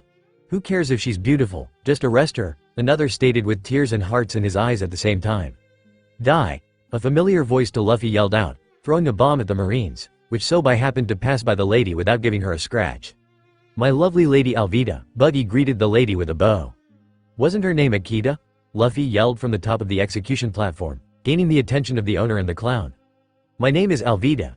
"You idiot," Alvida shouted. "You sure have changed a lot," Luffy stated, kicking his legs in the air playfully. Alvida gave a ladylike laugh, before throwing her cloak away and exposing her body. She was only wearing clothes which would sure give a man run for their money. The curvy figure, which hanged the cloth piece, looked lavishing to the men present in the square. "So you've noticed? My body has changed since I ate the smooth fruit. There is nothing that can leave a wound on my flawless skin," Alvida stated, flipping her beautiful hair. "Unfortunately, it has done nothing to change my beauty." "Liar," Luffy retorted with his hands crossed over his chest. "Anyways, if you're really fit to be my man, then you certainly won't lose to that man whom I have teamed with," Alvida stated, presenting Buggy the Clown before the crowd. The cloak which was hiding Buggy was discarded by the very man, followed by his crew who were trying to blend with the crowd with cloaks which were already looking suspicious. "Ever since the day you blasted me away, I fought my way back to my crew, all the while wishing to kill you one day," Buggy shouted with his hands on his hips. "Yo, Buffon," Luffy shouted, waving his hands to the clown. "Ya, Buffon, wait, you cheeky brat. My name is Buggy the Clown," Buggy shouted with shark teeth. Meanwhile, the civilians were held at gunpoint by the Buggy pirates, who were making a way for Buggy to flashily finish his plan. They neither allowed the civilians to move nor to run away, allowing them to witness the terror of Buggy the Clown all over the seas. "Witness my almighty, flashy powers, you fools," Buggy stated before separating his body parts, making the civilians scream in fear. "Is it a show?" Luffy asked excitedly, making Buggy give a smirk before nodding that it indeed was a show. Luffy laughed at Buggy's antics as he tried to make a fool of himself in the square. He was acting like a real clown, making him enjoy his show. Clank, gia ha ha ha. Buggy laughed, witnessing the very success of his plan. The plan which he had devised it very skillfully. His observation was not something to joke about. "Hey." Luffy pouted from the platform, where he was forced on his stomach with his head and his hands stuck between the plank of wood. Sure, he had noted the presence of the weirdo who was sitting on the wooden plank to not allow him escape, but due to all those excitement of seeing the circus, he might have forgotten about him. Regardless, he could easily free himself, but that gave his little mind an idea. After all, they were playing with him, then so could he. Smoker looked at the path which the kid ran off to. Honestly, kids these days never failed to amaze him, and this particular one made him think if he would eventually find his parents or not. It was not his business and knew it, but leaving a kid to fend for himself didn't settle right with him. "Captain Smoker," a Marine's voice brought him out of his debate to whether follow the brat or mind his business. "We got orders from the headquarters," the Marine stated, handing him a wanted poster with a salute to go with. Smoker nodded, looking at the bounty poster. It made his face twist in disgust. It was a kid on the bounty poster with an insanely high bounty for an East Blue pirate or whatever he was off to be. And this pirate brat was in his town. "Any unusual signs of pirate sightings?" Smoker asked, ingraining the bounty poster in his mind. "Sir, a Marine who has been recently degraded has reported that he has seen the pirate ship governed by his men heading to Loguetown," the Marine stated, standing in attention before him. Smoker nodded. "Where the hell is Tashigi?" he asked the Marine, who answered that she was off collecting her sugar. "Whenever he needs the damn woman, she is always away." Smoker grumbled, ordering the poor Marine to tighten up the security in the shores and look for any unusual ship docking before heading back to the base he was stationed to. This monkey D. Luffy is not going to escape from Loguetown, not in his watch. As he entered the base, he was not left alone. A marine again assaulted his piece as he ran his way to him, practically looking relieved to have finally found him. Captain Smoker. Pirate are running wild in the square. The marine spoke between his heavy pants. How many are there? Smoker asked in a low voice, which nearly threatened the poor marine, as his hands held the bounty poster in his hands and he started walking towards the plaza. Sir, it's Buggy the Clown, Iron Club Alvida and Monkey D. Luffy. Smoker stopped in his path as he turned to the marine who was desperately trying to keep his pace and breath intact. Monkey D. Luffy, you say? Smoker repeated his doubt. He didn't think that the 50 million bounty pirate brat would already be in the plaza. Yes sir, the marine responded with his scared voice. Send the first unit down to the harbor while a second unit will secretly set up a perimeter around the town square. The rest will wait for further orders, Smoker ordered, causing the marine to hurry and relay the information to the others. When he reached the plaza, what he saw, he didn't like it. Civilians were held on gunpoint by the members of Buggy Pirates to watch as the captain stood above the platform where Gold Roger was executed with a sword in his hand. And to add everything to his horror, there was the little kid who had smiled at him like a son earlier held there ready to be killed. Why the hell is a kid there? Smoker yelled, looking at the marines who didn't move from their place with eyes down. Don't tell me you all are scared of the clown and the flimsy lady there, Smoker shouted. Yes sir, we have reasons to believe that the kid is none other than Monkey D. Luffy. The marine spoke with his eyes looking down at his feet. Smoker's eyes widened, but belief was not something which he needed. There was an innocent kid who was going to be slaughtered, damn it. Captain Smoker. If it would not be for Tashigi's voice, Smoker swears he would have till now jumped from the building to protect the boy. Sorry for being late, but I heard Buggy the Clown calling the kid Monkey D. Luffy, Tashigi said as she held her shigur tight to her chest, scared to be yelled by her superior. Smoker didn't want to believe it. How could he, when the kid was way too sunny to even look like a pirate? He squinted his eyes trying to look at the boy, properly matching him with the brat in question in the bounty poster before snatching a pair of binoculars from one of his men to confirm what he was seeing. Sure as hell they matched, even if Smoker wanted to say otherwise. He was awed, irritated and lastly pissed. He had met the boy, who looked nothing like a wanted criminal with a 50 million belly on his head. He was awed by how the kid didn't look like he understood the situation in which he was in. He was irritated cause he got tricked by the holy innocence the boy radiated. He was pissed cause he couldn't recognize the boy until his hoodie had fallen off his head. Captain Smoker. What are our orders? This is what he has signed for, Smoker realized as he grounded his cigar between his teeth. We wait for the pirates to settle things among themselves, Smoker said. Why was his body protesting at that? Why did he want the kid to not die? But that would mean that the boy has to die, Tashigi stated, clutching her shigur. Yes, the word felt bitter in his mouth. We attack the other pirates as soon as Straw Hat's head rolls off, Smoker ordered, saying no bullshit. Zoro, carrying his new swords, was wandering in the town aimlessly looking for the shore. Sanji and Usopp, carrying the elephant tuna, were heading to the Mary with a little bit of arguing. While Nami, carrying her clothes in her bag, wished to reach the ship soon with the drastically changing weather. The three of them stopped in the crossroads, seeing each other face to face. Hey, Usopp greeted the others. Hi, Nami returned the greeting back. Zoro looked at them. Nawi Schwan, Sanji noodled in his place. Not the time, Sanji, Nami said, dismissing the perverted cook. It was good that she got a hold of everyone here. A storm is about to come, it's better that we move on before it hits. Where is he? Zoro asked, making others realize that the main person was absent of this little rendezvous. He said he wanted to check out the execution stand, Usopp stated with his hands on his chin, remembering Luffy's words. Isn't the execution stand right here in the square? Nami questioned out loud, making the four of them look at the execution stand to see the sight of Luffy right in middle of trouble. Yo! Luffy's voice reached them with a smile which he flashed, breaking them of their momentarily shock. Tears began leaking Nami's eyes as she hung her head. Couldn't they get off one town? Just one town without any freaking trouble? Why the hell is he on the execution stand? Zoro, Sanji and Usopp shouted all together. For the crime of angering me, I sentence you, Monkey D. Luffy, to a flashy execution, Buggy shouted boisterously. Luffy frowned with a bored face and looked at Buggy, as if he was just sprouting crazy words. He can see his crew from here, that's the only thing that lit a smile on his face. He can break off this facade any second he wants, but he wants to wait. He would like to see what they would do. He chuckled mischievously, already feeling their panic. Serves them right for playing with him, he thought, mentally poking his tongue at the two men hiding in the shadows. But Ichi is just a kid. A brave onlooker protested. Luffy whistled, feeling amazed at the man's bravery. He can feel many people nodding with the man, whom the Buggy Pirates tried to search for. Luffy appreciated the help, but thanks, he doesn't need it, he is good to go. I am not a kid, old man, Luffy yelled through his shackles with a grin etched on his face. He tapped his finger against the platform, beating to the tune of his drumming heart. All that was left was music to go along with it. "Shut up," Buggy shouted in fury, before stretching his arms and standing like a mighty pirate captain. "Let's start this flashy ruckus, boys. This is the first execution I would be seeing," Luffy stated, looking at the crowd with stars in his eyes. Did Roger feel this way when he was forced on his knees before he was put down? "You're the one who's being executed here," Buggy snapped at the brat with his eyes popping out at the Luffy's stupidity. Some people thought that this would at least make the kid realize the position in which he was. At least Zoro and Sanji thought, who were trying hard to make the Nami and Usopp had gone off to the Merry, preparing to set sail the moment Luffy gets free. But Luffy did something unexpected. She. Yes, their idiotic captain laughed, making them shout with their teeth gaining sharp edges. "Take this seriously, you idiot. What is there to laugh in it, you damn brat?" Buggy yelled at Luffy. Luffy snorted, feeling Buggy's joke make him a wheezing mess. He was sure he would be rolling on the ground with a joke like that. "Like hell you can kill me, even if you tried," Luffy said, which was only audible to Buggy with a cocky smirk on his face.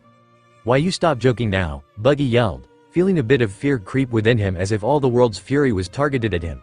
"Your flashy execution shall be carried out right here for the whole town to see." "Man, I am bored," Luffy said with a bored tune, looking at Buggy. "Is that your infamous last words?" Buggy asked as he held the sword in his hands menacingly, as if he was hoping for Luffy to cower. He raised it above the brat's head who had dared to give him hell for the past week. "Buggy will make sure it ends here for once and all." "Well, whatever, whether you have any last words or not, it ain't like anybody will care for what you want to ask. I'm the man will be the freest of all, the one who will become the king of pirates." Luffy yelled out loud for the crowd to hear, cutting off Buggy. The crowd was stunned before breaking into sweats and chatters. "The Pirate King, saying that in this town of all places. Is that all you have to say, you brat?" Buggy asked, raising his sword high in air, with Luffy grinning and no trace of fear in him. Why will he even fear when the ones whom he trusts with his life were making their moves already? "Wait," two voices yelled. "Sanji, Zoro," Luffy chirped, uncaring of the sword which could be cutting his neck any moment. "You have come, Zoro, but it seems you are too late," Buggy yelled with a sadist grin on his face. "We got to bring that execution stand down," Zoro yelled as he ran through the horde of civilians and pirates alike, clashing his swords with them once Alvida ordered them to fight. "I know," Sanji yelled, looking at the execution platform which was too far for his liking. "Gia ha ha ha ha ha. Just watch carefully from there," Buggy yelled, further ticked when he heard a yawn coming from the brat. "Witness the last moments of your stupid captain," he shouted, bringing his sword fast down at the boy. "The sooner he finishes the brat, the sooner he will feel satisfied." "Bastard," Sanji yelled as he kicked the pirate holding him in the face before making a break to the execution stand, only thinking of kicking down the execution stand somehow. If Luffy died, then Nami would be sad, which he can't let happen. He ignored the voice which stated that he would be heartbroken too. "Come down and fight, bastard," Zoro growled through Watto in his mouth as he twisted and moved his body, his sights set on the execution stand, wanting to slash it through. "Zoro, Nami, Usopp, Sanji, Sabo, Ace, Dad, everyone," Luffy stated with a smile which showed his teeth and gums as the blade neared his neck.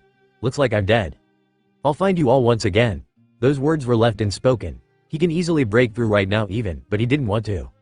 "Luffy, don't say that, you idiot," Sanji shouted in horror. "What?" Zoro shrieked the next with eyes all red. On the other side, Smoker's cigar fell to the ground as he stared in shock at the teen who smiled just before death could claim him. A loud thunder cackled in the sky, followed by a lightning which fell with the sword on the teen who was strapped in the plaza. The execution platform burnt to crisp before the eyes of the crowd gathered there. Everyone stood there with their breath stopped. In midst of that, a hat rolled off to the ground, as a certain boy picked it up and settled it on his head. The said boy in question smiled his sunny grin, giving the crowd a sense of peace they were unknown with. "Looks like I don't need to die," Luffy stated. He couldn't help but wonder about the lightning. It was neither of his dad whose lightning fell with the other lightning which struck him first. Nor the lightning was of his. The only one whom he could think of was someone in the distant past, making him cover his eyes with his hat and a small smile to appear on his face. "He cares. This is not over, Straw Hat," Buggy yelled bloody murder as he stood up. He had escaped just before the lightning could have struck him as well, burning him to a crisp in the process. He would thank his old teacher for that. "That saves me the pain of, I am talking to you," Buggy yelled as Luffy was getting on his nerves by ignoring him. "Hey, do you believe in God?" Sanji asked to Zoro as they stood in the rain looking at Luffy as he made their way towards them carefreely. "Enough talking and let's leave the town already. We have more trouble heading our way," Zoro stated, sheathing his blades. "Surround the town square. Corner all the pirates." the Marines shouted, making Luffy laugh and start running off with Zoro and Sanji. She. Luffy's laughter rang with the winds which sang with him. It's fun, let's do it again. No way in hell, Sanji and Zoro growled together.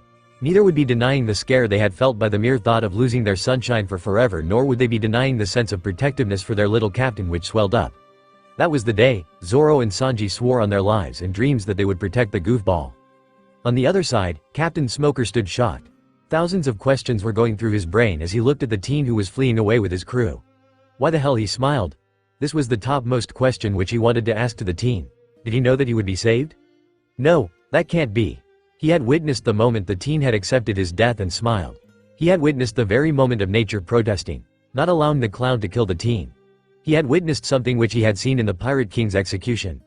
Roger had smiled in his last breaths just like the teen did today, on the very same platform, on the very same place, on the very same town. Captain, shouldn't we, have you ever seen a pirate who smiled at his execution stand? Smoker asked, interrupting the Marine. Smile?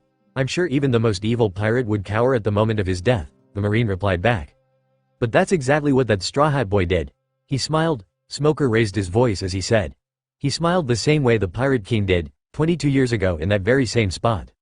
You gotta kidding me, the Marine stated with wide eyes. I need to catch the boy, Smoker said with determination. He needed answers. Why the hell did the boy turn to the life of a pirate, when he carried such innocence which can't be fake? Where did they run off to? They're headed for the Western Harbor, the Marine answered, pointing at the direction. One of our squads should be there by now, Smoker thought out aloud, walking to his bike.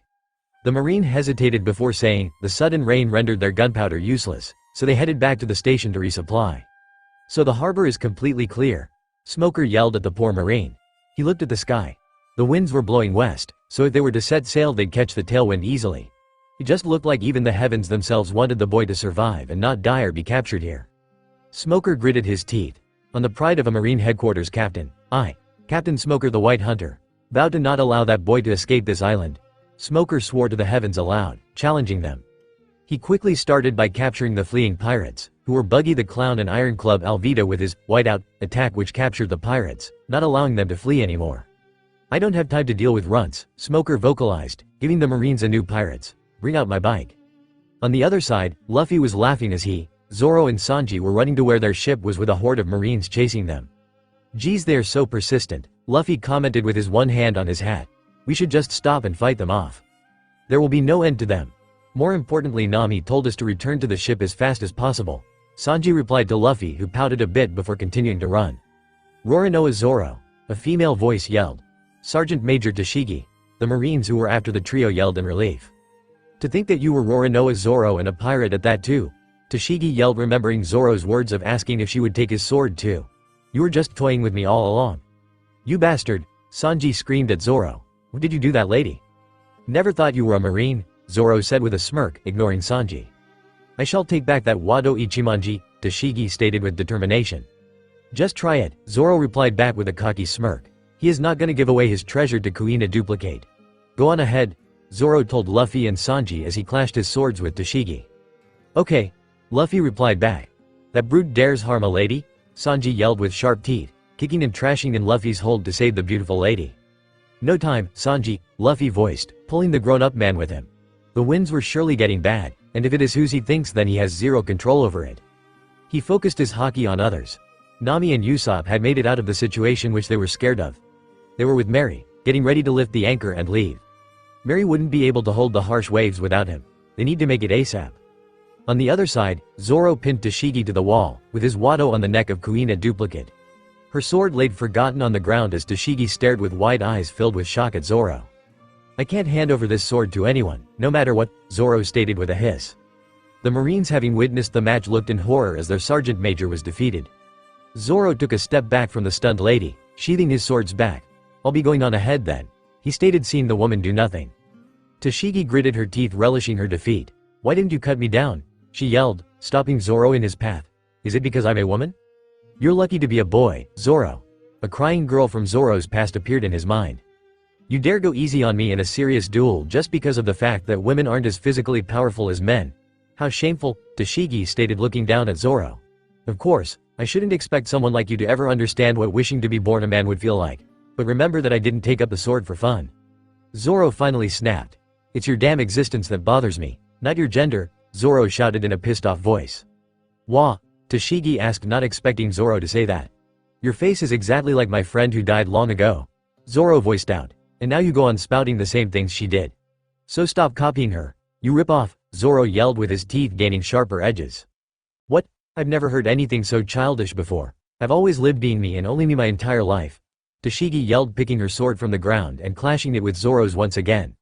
I have no idea who this friend of yours even is. In fact, I should be the one who's complaining here. Maybe she's the one who copied me. What did you say? Zoro yelled. A blonde man looking like a noble with a pipe strapped on his back whistled from the top of the building, seeing the bickering duo with a chuckle. Not bad, not bad. The man whispered before casually jumping off the roof to step in the intense battle. How much even he wants the duo to bicker and watch the drama with a steaming cup of tea to go with. He can't. The storm is unpredictable today, meaning they need to hurry. Someone's up ahead, Sanji yelled, seeing the silhouette of someone standing in the rain, blocking their path. The marine from before, Luffy replied back, making Sanji raise an eyebrow. So you've come, Straw Hat Luffy, Smoker commented, seeing the teen who looked completely carefree and not afraid of him. Yo, Luffy waved his hand. I see you still are unaware of your situation, Smoker stated, feeling intrigued by the teen. Did he think he could easily beat him or something? Name's Smoker, by the way. I'm the captain of the Marine headquarters. And I won't let you set sail from here, Smoker shouted. Sorry, I don't have time to fight with you, Smokey, Luffy replied as Sanji nodded along. They ran past Smoker, pissing him off. Who the hell do you think you are? Smoker turned on his heel. I told you we're not going to set sail today. Your journey ends here, he shouted as he turned his hands into smoke and targeted towards the boy, who jumped off without even seeing. Sorry, but I'm in a hurry right now, Luffy yelled as he kept running with Smoker chasing him. I'll play with you later. But Smoker was not someone who would hear the excuses. I said stop it right there. Smoker stopped, feeling a hand on his shoulder. He turned around to see a man in green cape. His eyes widened momentarily as he recognized the man. The entire government is after your head, you know, Smoker stated to the man with whom he once worked. The man's smile widened as he laughed, making Luffy turn his head to the familiar laughter. Da. A hand slapped on Luffy's mouth, preventing him from speaking further. Luffy mumbled through the hand of his big brother. What the hell were you thinking by not doing anything on the plaza? What would I have said to Ace if you died, you dumbass? The man yelled at Luffy, who pouted at the said words. Who are you? Sanji retorted, instantly going to kick the man, who picked their captain like a sack on his shoulders. The man dodged easily, moving from the path of the other blonde's path. Not bad, he whistled, but right now he was angry on Luffy. He could have lost his baby brother for forever due to his own recklessness. Leave our captain alone. Zoro attacked the next. He had been trying to attack the man ever since he stepped in mid of his battle with Kuina Duplicate, telling how he didn't have time for these. As much as I would like to introduce myself, we don't have time, the blonde noble-looking man voiced out, looking at Luffy, who was pouting with his hands crossed above his chest. You look so adorable, the blonde squealed, making Luffy huff. But don't even forget that you are going to hear to the end of this from Dad and Ace, and not to mention me. No way. Luffy gasped with his big wide eyes. Don't tell Ace about it. You earned that, baby brother, not my fault, Sabo retorted with a smile. Baby brother? Zoro and Sanji repeated, looking at the two with eyebrows raised. Yep, this bumbling, idiotic, reckless kid is my baby brother here, Sabo stated, earning a pout from the said baby brother. But as much as I would love to talk right now, we don't have time. As soon as he finished his sentence, a huge gust of wind passed through them, lifting them in the air from the very ground. Hold on tight, Sabk warned before the gust of wind blew them away. Why did you help him escape, Dragon? Smoker asked, getting up from the ground. What reason do you have for chasing a man from setting sail? Dragon asked instead. It was not like Luffy really needed his help. He was strong enough to beat the man, but knowing Luffy, he must have his own reasons, and he felt that the reason was somehow connected to how Luffy refused to escape on his own from the execution platform. Meanwhile, on the shore, Nami and Usopp were desperately looking at the town for the trace of their captain and other crewmates. It's no good, Nami stated, pacing around the ship in worry, to Usopp, who was lifting the anchor. They will make it, Usopp announced as an reassurance to the orange-headed teen. A huge gust of wind came towards the ship, making Usopp and Nami hold on to something for their dear life. When they opened their eyes once again, they yelled with happiness. Luffy! Nami and Usopp yelled together. Luffy and the rest of the crew were on the docks, closing in on them, along with another blonde stranger. Hurry up! This rope won't hold for much longer, Usopp shouted above the winds which threatened to engulf his voice. Nami Chawan! Sanji yelled, hoping on his feet at the beautiful lady. I'm back. What took you so long? Nami yelled. Hurry up and get on board, we are setting sail immediately. Yosh! Luffy yelled, running back to 2 buildings behind them, making the others look at him. He grabbed the 2 edges of the buildings with his hands and continued running backwards. In doing so, his arms stretched, building an elastic power. "I got a bad feeling about this," Zoro whispered under his breath with a cold sweat. Sanji was too busy ogling the beauty on the ship to pay attention to Zoro or Luffy. While Sabo, knowing Luffy extremely well, immediately gave in to his fate. "Here we come," Luffy yelled as he jumped in the air, letting his arms retract, rocketing forward to the 3 men. "We're gonna die," Zoro yelled as he tried to get away from the rubbery projectile. "We are doomed," Sabo stated, shaking his head. "No one," he repeats, "no one can escape from Luffy's rocket. Not unless they have future sight." #635 rocket. "Forgive us, sir. Because of that sudden gust, the buggy pirates managed to escape." The Marines who were in charge of the buggy pirates bowed their heads profusely. "I'm continuing my pursuit for Straw Hat." "Take out our ship," Smoker said, strolling past the Marines. "I'll go to the Grand Line as well." "I'm coming too, sir," Tashigi announced her arrival, making the Marines who were already shocked feel more shocked. "I can't forgive Roronoa Zoro. I swear I'll bring him down with my own 2 hands." "But sir, this town is under your jurisdiction. What will the higher-ups say if they hear you, Abba?" "You can tell them this, don't order me around," Smoker stated, interrupting the poor Marine with his deadly stare. "Grand Line? Yes, now's a good time," Buggy stated to his crew. "And I still have to settle things with that rubber brat. So we might as well go right in. How long I've missed you, Grand Line." On the Going Merry, a doting brother was hugging the hell out of his little brother, while the crew were shouting profanities to their captain who had just tried to kill them. "By the way, who are you?" the oh-so-observant Usopp asked, looking at the blonde man who was hugging Luffy like no tomorrow. "Oh my," the man stood up politely, still hugging a squirming Luffy in his arms. "Where are my manners?" "I'm Sabo." A cough caught Sabo's attention as he looked at his little brother, giving him a cute glare. Sabo could happily die from it. He looked teasingly at his little brother, already knowing what he wanted. "Monkey D. Sabo." Loud sounds of jaws hitting the deck were heard as Sabo looked at the Straw Hats staring at him with shock. "EHHHH. Usopp and Nami yelled in shock. Zoro and Sanji, who had already been told the fact, were faring quite well. "You're his big brother?" Nami asked, pointing between them both. "Yep," Sabo said as he finally let go of a pouting Luffy. Then why the hell? Nami was cut off when another thud resounded on the deck, followed by a man in green cape landing on their deck. The red tattoos on the man's left side gave away who he was easily. Everyone was staring at the man beside Sabo. Most of the crew was freaked out, most because Usopp didn't recognize the guy, but he was still scared anyway. "Dragon the Revolutionary?" "Ah!" Nami shrieked as soon as her brain provided her who the man was. "What?" Usopp paled instantly. He had never seen the man, but his name was enough for Usopp to want to jump overboard. Sanji's eyes widened as he stood in front of Nami, ready to protect her even if it costs his life. "What do you want?" he asked with narrowed eyes at the man. Zoro shuffled closer to Luffy, indirectly ready to protect his oblivious and dumb captain, who was looking at the revolutionary leader like he was no threat. "What does the Revolutionary Army want from us?" Zoro asked with his eyes narrowing and his hands already ready to unsheath his katanas. The loyalty the crew was showing was enough to break the face of the stoic man into a smiling one. "Stop scaring them, Dad," Luffy stated, finally walking towards him with a pout on his face. If someone would have told them that the Straw Hats couldn't be more surprised, then that was the understatement for the year. "Dad?" "Yep," Luffy affirmed, jumping in the arms of his dad, hugging him. "Hey, are you kidding me?" Usopp yelled, pulling his hair. "Your old man is Dragon. This revolutionary guy?" Zoro asked as his hands left the swords and he pointed at the man standing in all of his glory. "Yep," Luffy answered. "How come you have 0 brains then?" Sanji asked, but instantly felt like taking back his words, but then something unexpected happened. Sabo started laughing. "Oh man, you sure are honest. This rubber for brains might have brain damage, right, Dad?" "I can imagine why," Dragon answered, remembering the last encounter with his very own father. Nami and Usopp nervously laughed as they took a step back. It was surely not because they were afraid of Luffy's dad, but it was surprising. "Lu," Dragon said, looking at the boy in his arms now, before separating him and leveling him with a strict face. "What the hell were you thinking?" Dragon inquired, looking at the teen with no-nonsense eyes, telling the teen that he was in for scolding. "Told you," Sabo stated with a shrug when Luffy looked helplessly at him. "Help me," Luffy's eyes conveyed the Straw Hats. But the Straw Hats were wise enough to not interrupt the conversation. Moreover, Usopp and Nami were now hiding behind Zoro and Sanji, who looked shocked at the circumstances but didn't react that way. "Look at me, young man," Dragon stated with his hands on his hips. "I'm sorry," Luffy said, looking at his last option. "He can jump overboard, right? Mom would hide him, right?" Dragon, following the teen's eyes, sighed, shaking his head. He can't believe that he needs to have this conversation with him in the first place in stormy weather, where the ship can flip at any moment, though he knows it won't. "You are not running off there," Dragon strictly told Luffy, whose lips wobbled as he looked at him with glassy eyes. Damn it, not that now. Dragon thought, unable to take his eyes away from his youngest son. He was making him feel bad for scolding him. "I wanted to play," Luffy spoke in a whiny tone, using his puppy eyes to unknowingly make Dragon's resolve crumble completely. The Straw Hats, seeing the reaction, were left speechless.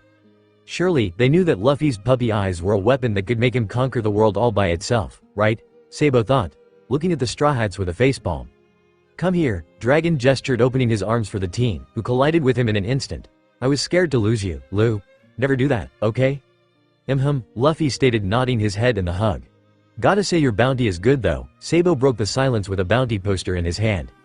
"It's so much less," Luffy whined, getting out of his dad's grasp. 50 million belly is not less, you idiot, Nami and Usopp yelled at the dummy. "They are correct, Lou."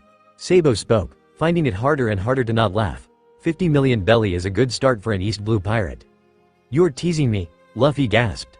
"I am not," Sabo replied, but the smile on his face clearly, Luffy asserted, looking at the man, who carried a fond smile on his face seeing a bickering duo.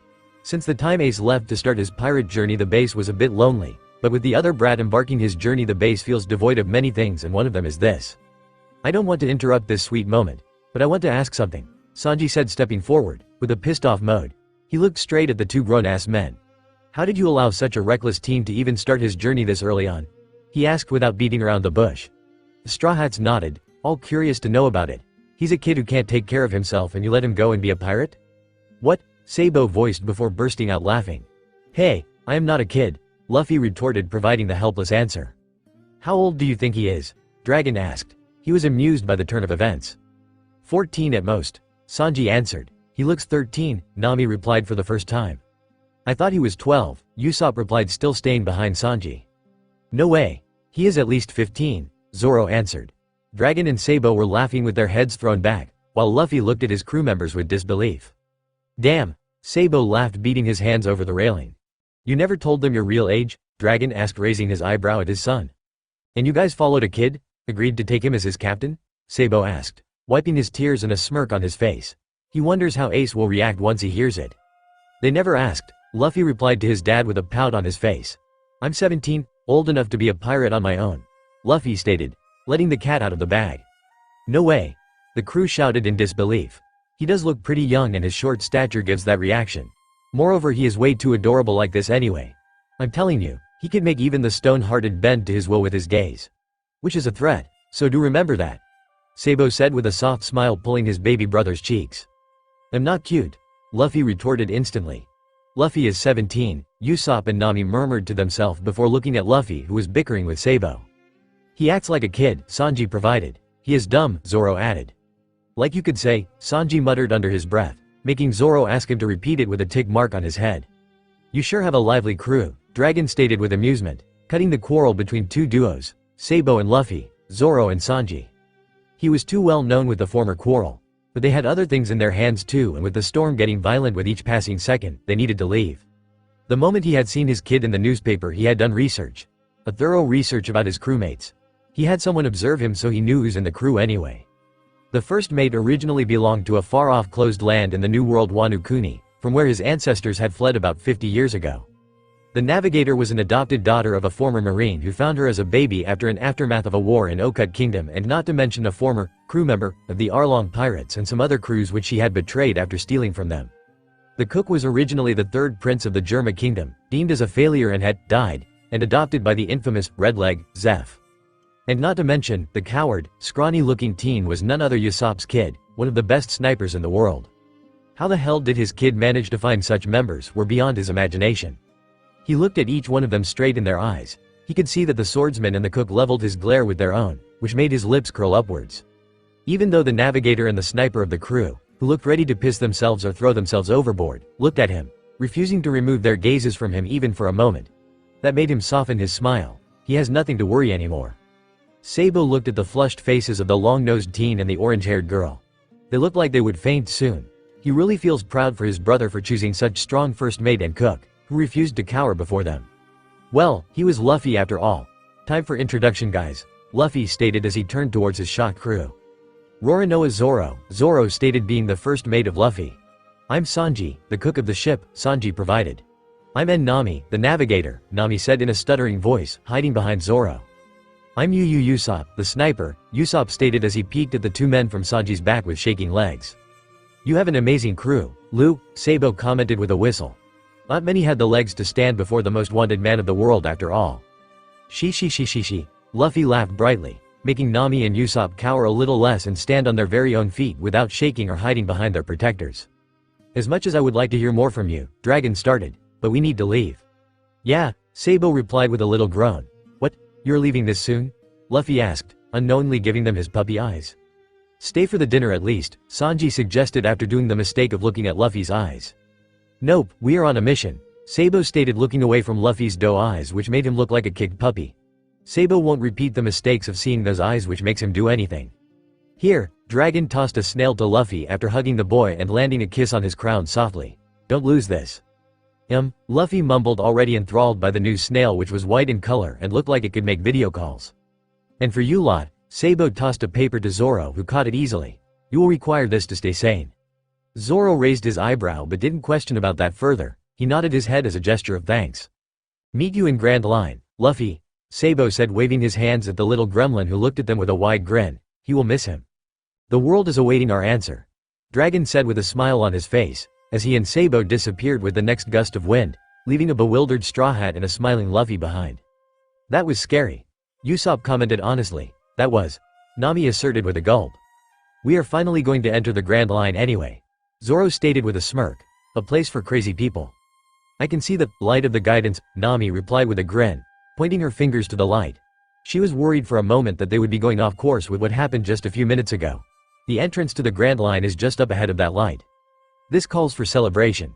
Sanji grinned as he brought a barrel out to the middle of the deck. He plopped his feet on the barrel, making others realize what was happening. Soon there were 4 more feet on the barrel, whose owners grinned as wide as they could. To become the Pirate King and the freest man, to become the world's greatest swordsman. To find the all blue, to draw a map of the world.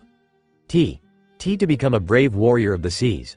The foots rose a bit higher in the air, before it was slammed down on the barrel, cracking it open as their ship sailed through rough waters towards the light of guidance. To the Grand Line. The storm was on their side as it raged. The Going Merry took full advantage of the wind and shot towards the southwest. There wasn't much work required in the deck at the moment, as the Straw Hats hurtled in the galley, with Sanji serving hot chocolate milk to everyone. All of them were waiting for Zoro to open the paper which Sabo had apparently given to keep themselves sane. They didn't know what it meant, so it was making them curious. Zoro looked at each one of them. Everyone looked forward to the message while Luffy was sulking and drinking his hot chocolate with a pout on his face. Zoro opened the paper as he placed it in the middle of the table. There was a list of things which mixture of the writing. It didn't took a genius to know that it was written by several people. 1. Don't mind his heartbeat, it has been like that since he was born. Zoro recited the words. What the heck does that mean? Nami asked, turning towards Luffy. Dunno. Luffy shrugged. It's hard to explain. 2. Yes, his blood isn't normal colored either. He's okay since it's been like that for a while. Usopp read. Your blood is red, right? Sanji asked in confusion, looking at the boy. What else the blood color can be? Nope. Luffy replied with a smile, which didn't quite reach his eyes. I have some golden blood mixed in it too. You got kidding me? Sanji accused, but one look on the other inhabitants of the ship showed that the boy wasn't lying. 3. Do not look in his eyes when he asks for something. Just don't, you'll thank me later, Nami read from the paper. Why? Luffy asked, cocking his head. Totally true, the Straw Hats waved their hands together. After all, they had been a victim to it far too many times in their short journey. Along with Sabo outright warning them himself. 4. Luffy talks to nothing, sometimes, don't worry, he is not deranged. Sanji recited, making him remember to the times when he was completely crept out by Luffy laughing suddenly and responding to thin air. He is not deranged, thanks God, Usopp mumbled. Hey, what was that? Luffy retorted. 5. Luffy is stronger than he looks, so don't worry about him. Zoro read the next. That got a nod out of each of the Straw Hats. They had seen him fight like crazy. That's true, the 4 Straw Hats replied, making a grin stretch on Luffy's face. 6. We know his body doesn't react to the sea or sea stone as it should, don't think too much about it, Usopp recited from the paper. That doesn't explain anything about it, Sanji groaned. 7. If Luffy avoids a topic then don't look into it. There's probably a reason for it, Nami quoted from the paper. The Straw Hats collectively looked at their resident reckless captain, who swiftly looked away. They sighed. 8. Make sure to pack a lot of food. The fellow can eat the amount as 10 people in one sitting. But mostly will only eat around 4 maybe or 5 times only. Sanji read in a horrified voice. What the heck, Luffy? Sanji shouted, while the galley got quiet. Only the thunders and the waves crashing on the ship could be heard. Were you starving yourself this whole time? Sanji yelled in disbelief. Sure, he had seen the boy not eating as much as food he could eat, as he had done in the party in the Kokoyashi village, but he had chalked it to the teen's abrupt mood or something. I didn't want to see you all starve. Luffy spoke truthfully, looking anywhere but at Sanji. Why? Sanji asked, his nails digging his palms. Back in home, when we would rescue some. Luffy stopped, before looking at Sanji. He didn't want to say those words. It still hurts his heart whenever he thought of someone having to force their dignity, their hunger, their pride for some stuck-up nobles. He had seen the starving kids, women and men. He hated it. I got it. Sanji spoke in a soft voice. He didn't want Luffy to relive those times. His mind himself wanted to stop at those words. He understands how hunger made people mad. But you don't have to do that anymore. We will pack more food, okay? Luffy nodded, without promising anything. He looked at the paper when he saw that there is more written to it. There is more written at the back of it, he pointed out. Zoro nodded, turning the page. Whoever had written the other side of paper had done it very elegantly, if the writing was anything to say. What's Haki? Sanji muttered under his breath, before the Straw Hats began reading the article. Haki is the manifestation of one's willpower and innate strength residing within all living beings. Mastering it can significantly make you stronger and ready for the Grand Line. There are 3 types of Haki, out of which 2 can be mastered by everyone. 1. Observation Haki. This type of Haki enables you to perceive auras, sense emotions, and predict movements. Through intense focus and training, you can even foresee actions before they happen.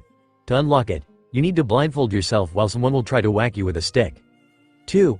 Armament Haki. It is a defensive and offensive technique. It allows you to create an invisible armor against your skin, can be even extended to your weapons to make it stronger. By imbuing your attacks with it, you can bypass even fruit powers. Imagine a sheen on your skin while practicing it.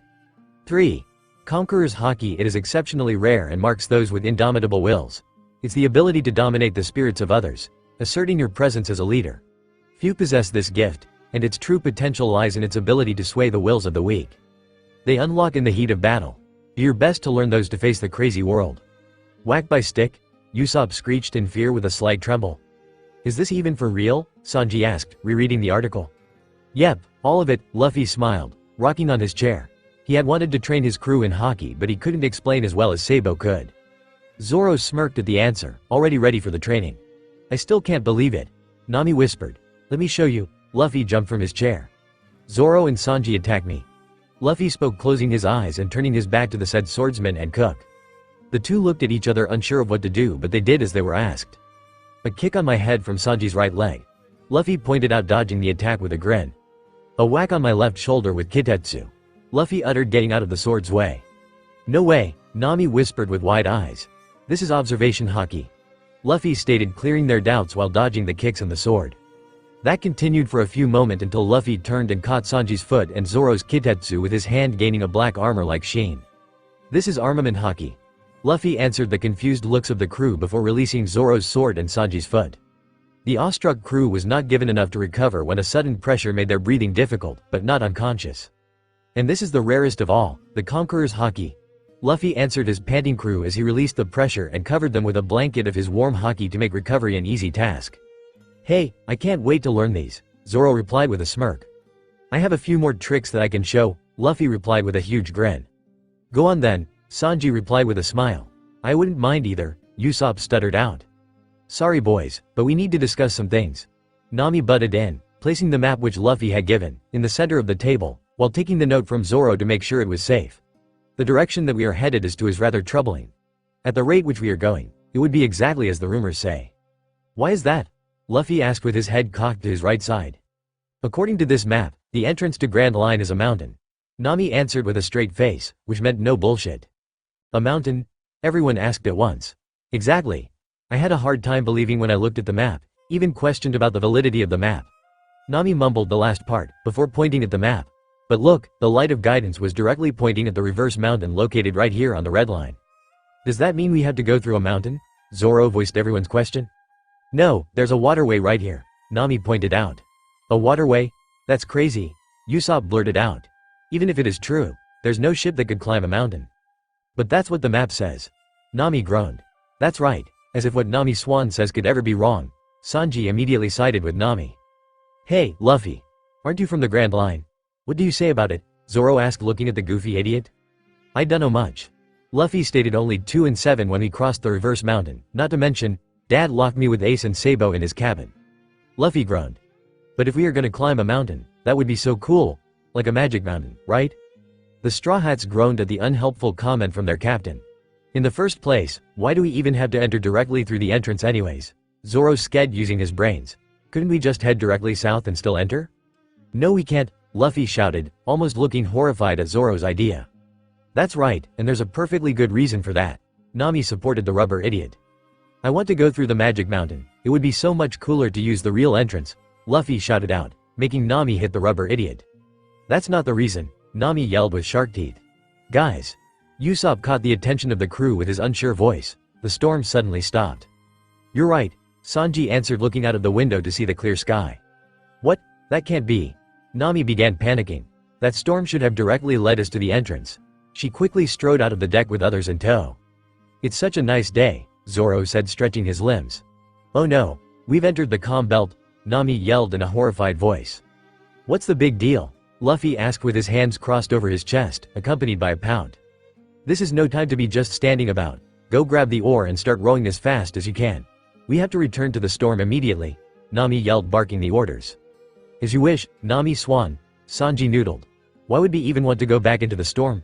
Usopp asked with a huff. They only want to meet me. It will be okay. Luffy replied with a grin, looking out at the sea. Just shut up and do as I say, Nami barked out, getting irritated by Usopp and Luffy mostly. But the weather's so nice here, Zoro butted in. We have drifted south exactly as you had suggested before, Nami yelled. So we're in Grand Line now? Zoro asked. If it were that easy. Nami yelled, her teeth gaining sharp edges. The Grand Line is surrounded by 2 ocean belts. And those windless belts known as the Calm Belt are exactly where we're stuck in right now. Calm, eh? Zoro asked, looking out at the direction which Luffy was looking at by standing on the head of the figurehead, his favorite spot. The point is, something rocked the boat, as large giant figures erupted from the sea, all looking at the Mary, which looked so little before it. Nami dropped to her knees, crying, holding the mast for her dear life. Usopp fainted with froth and tears in his mouth and eyes. Zoro and Sanji looked horrified at the Sea Kings which emerged. This is a den for Sea Kings, Nami whimpered out. Hey, in all this, Luffy's voice came up. It's rude to change the ship's direction. Luffy stated with a pout. Hey, in all this, Luffy's voice came up. It's rude to change the ship's direction. Luffy stated with a pout. Why, you idiot? Shut the hell up, Zoro and Sanji yelled at the boy, who was gaining the attention of the Sea Kings. Luffy ignored his crewmates in favor of listening to the Sea Kings. He pouted when he heard that they really wanted to meet him in person, and as compensation they were ready to guide his ship safely to the Grand Line through the Calm Belt. No way. Luffy gasped. I want to go through the cool Mystery Mountain. I don't need your help, but thanks for offering anyway. He smiled at them after denying their request. What the hell are you even sprouting? Nami asked the boy in a begging voice.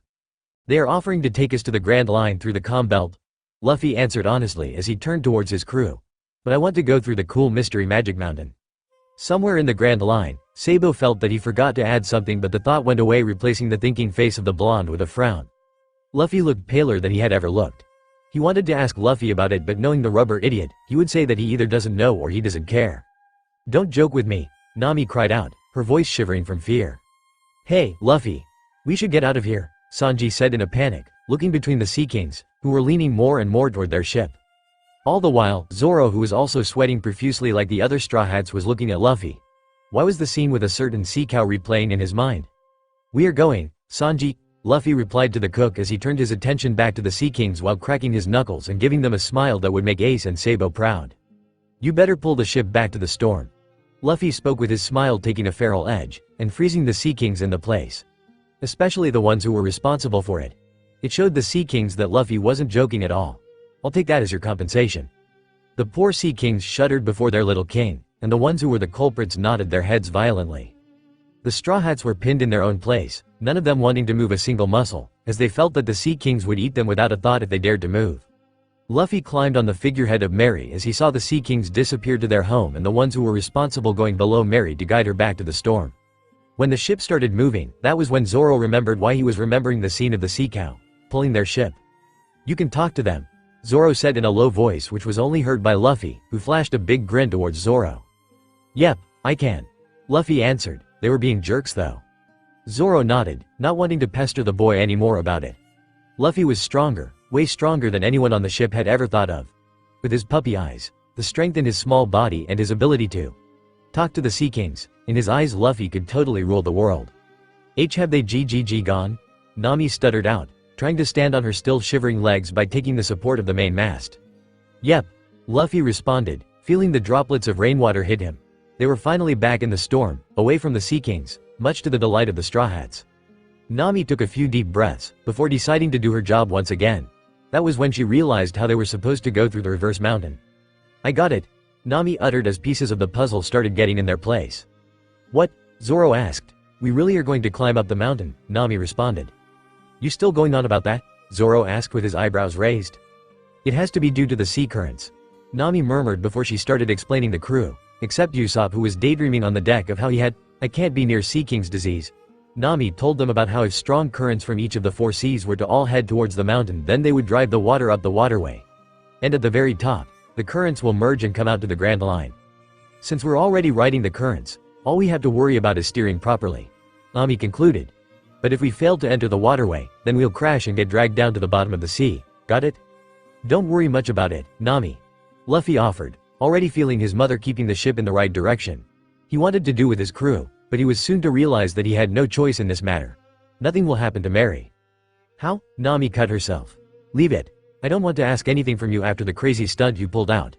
Nami grunted in annoyance, making Luffy pout and walk to his favorite spot. "I can see the magic mountain," Luffy shouted, standing on the figurehead with his hands just above his eyes to let him see more clearly. "Wait, what's that huge shadow?" Usopp hollered. "Welcome back to the land of living, Usopp," Zoro teased with a smug grin on his face. "It's huge," Luffy shouted the next. "Man, this never gets old." "So, that's the red line?" Sanji asked, looking amazed at the wall, whose top couldn't even be seen because of the clouds. "Get a grip on the rudder so we don't get dragged down," Nami ordered Sanji and Usopp.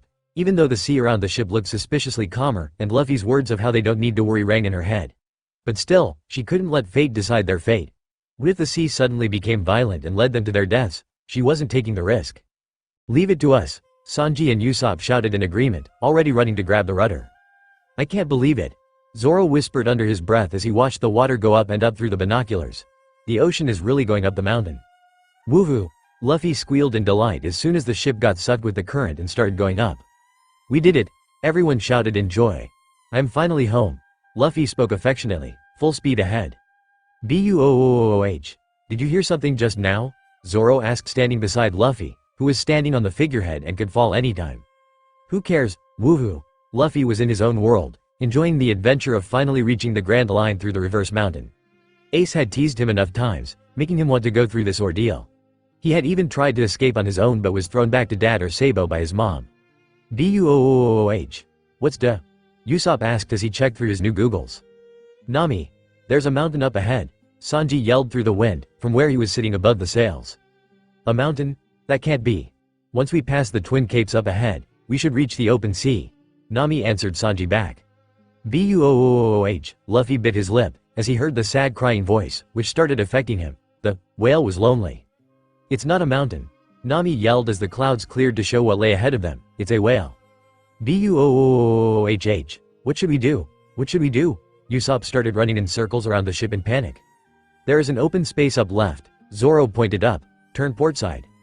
"Usopp, Sanji, the rudder right now," Nami yelled as soon as she could bring herself to order. The said duo dashed to the control room to do as they were told, as if their lives depended on it. Snap! The rudder just, Sanji and Usopp got thrown back with the broken piece of rudder still in their hands. Streams of tears began pouring from Nami's eyes and Zoro started sweating. "We are gonna crash, $dollar $% hash, and dollar," Luffy yelled out as he jumped off the ship, throwing his straw hat to Zoro, who caught it at once. Nami was done. She was done with her life. With tears running down her face, she could only think of Nejico, Belmir and Genzo as her life was flashing before her eyes. But as she was about to give up all hope, Luffy jumped off Avenue, thought that the rubber idiot was abandoning them. If not for the next moment, Luffy yelled out something, which was utterly incomprehensible and turned out to be a giant. Nami and Usopp yelled together while Zoro and Sanji fell on their butt. as Luffy, who looked way too pale in his giant form, fucking lifted the Mary in his one palm and freaking hell jumped above the whale, who was nothing but a small stone compared to his freaking giant form. What the hell, Luffy? The whole crew shouted as the Mary was placed back in the ocean waters with the giant whale behind them. Not only that, the whale was slowly going under the waters too. She. Luffy giggled as he deflated from his giant form like a balloon whose air is being released. That is when a hatch-type mystery door on the whale caught his eyes. Whoa! There's a mystery door on the whale, Luffy yelled as he was falling down and down towards the ship. I'm gonna check it out, Luffy yelled to his crew, who deadpanned, instantly seeing the rubber boy stretch his hand to get on top of the whale, which was almost going in the ocean. Damn, idiot, Zoro barked as he dived into the water, hoping to find the rubber idiot before any more chaos arose. Wait for me, Mosshead, Sanji yelled as he dove in too, leaving Usopp and Nami on the ship. Did they voluntarily go towards their death? Usopp stuttered out, seeing Sanji, Zoro and Luffy disappear with the whale. Seems like so, Nami stated with her eyes fixated on the place where they were last seen. On the other side, Luffy landed on a metal corridor, completely amazed. This is... Luffy's eyes changed into literal stars. So cool. With that, the little menace began running through the corridors, wondering what kind of adventures lay for him in the whale which had metal corridors. But before he could explore everything, the corridors began rumbling, making the little gremlin bounce on the walls, as he was tossed here and there in the corridors. What's going on? Luffy asked nobody, with one hand going to his head, when he suddenly realized that his straw hat was missing. My straw hat! Luffy panicked until another bout of unmanly shrieks was heard. He twisted in the air as he once again bounced on a wall to see Sanji and Zoro hurling towards him. My straw hat! Luffy exclaimed, seeing his straw hat safe in Zoro's hand. Where's Zoro and Sanji doing here? Luffy asked with a giggle, seeing their frightened and pale faces. You idiot, Zoro shrieked. I swear I will kill you. Damn rubber brain. Sanji screamed the next to the rubber boy, who just giggled. Unknown to the trio, they were approaching at a frightening speed to two mysterious duos. One with blue hair tied in a tight ponytail, while another had orange hair with a crown on his head. AGGHHHHH. The trio Zoro, Sanji and Luffy shouted at once, when they found themselves unable to stop and finally noticed the two mysterious duos with bazookas in their hands. Get out of the way, Zoro shouted at the duo, who were standing before a great door. Such a beautiful woman, Sanji yelled despite his situation, with hearty eyes. I can die happily in your embrace, my love. SHISHISHISHISHISHI, Luffy giggled. The blue-haired girl and the orange-haired boy were completely creeped out by now. AHHHHHH, everyone screamed in fear, except Luffy, who was giggling madly. Zoro, Luffy and Sanji collided with the mysterious persons, leading to the opening of the door and fell into the pool of stomach acid inside the whale. Help me, Luffy shouted as he struggled to even stay afloat. He tried kicking his legs just like Zoro had taught him, but he couldn't. His rubber limbs refused to move in the water like he wanted them to. Kick your legs, dumbass, Zoro yelled as he started swimming as fast as possible to the drowning idiot. I can't, it's not happening, Luffy yelled as he was once again being pulled down by the water. His mother had always helped him in swimming, and now that his mother was nowhere, he couldn't even keep his body straight or calm. The water was entering his lungs through his mouth, his eyes were stinging, and all the energy that he had was fading at a drastic rate. A part of his mind supplied the reason, which was the giant form that he had pulled out. He still wasn't ready. But then when would he be ready? He really hopes it's soon. Just before he could lose consciousness, as his brain and body tried shutting itself down, Luffy felt himself getting lifted from the water, which made him greedily take in the air. His human body was too frail, and this was the time which he realized it, as he shuddered in Zoro's arms, all energy having left his body. Thank you, Zoro. Luffy mumbled out. You dumbass, Zoro yelled in his face, electing a little giggle from him. How many times have I told you to concentrate when in water? To not flail? And fucking close your mouth when underwater? Damn it, Luffy, Zoro cursed, as he started swimming to the shore, which was inside the whale with a house and a palm tree. I'll remember it, Zoro. Luffy weakly smiled. How did you swim in the Arlong Park? Luffy? Sanji asked, carrying the unconscious blue-haired and orange-haired while swimming in the same direction. He remembered clearly that the boy was swimming like a professional there. 'Cause mom was there. Luffy mumbled out, which wasn't even heard by Zoro. Stay awake, you idiot, Zoro yelled as he brought the rubber teen whose grip felt slack on his arms close to him. Luffy replied, his eyes dropping. He needed a nap. The whale seems to have calmed down now. Sanji replied as the waters or stomach acid stopped crashing onto them, which were hindering their swimming before. That's good, Zoro stated as he threw the rubber brad gently on the little island on the shore. Hey, Luffy, Zoro yelled, slapping the rubber teen's face lightly, in order to wake him up. Do you think he drank the stomach acid? Sanji inquired, as he placed his haul on the ground. He didn't care about the beauty right now. All he cared was of the rubber boy who looked sickly pale and unconscious. Shit. We need to get him out of here. Quick, Zoro spoke, pressing the rubber boy's stomach, which helped in getting out some water out from the teen's stomach. I won't let you lay even a single finger on Laboon, for as long as I live, a voice shouted, snapping the attention of the ones present in the little island to itself. The man was odd. He had flower-styled hair and was glaring hard at them without a reason. The unconscious persons which Sanji had hauled to the shore, suddenly stood up, carrying their bazookas. Foo. The mysterious duo cackled evilly. We are already inside the whale now, it'll be only too easy to blast a hole in its stomach. The mysterious duo cackled, giving a tick mark to Zoro, who got up menacingly.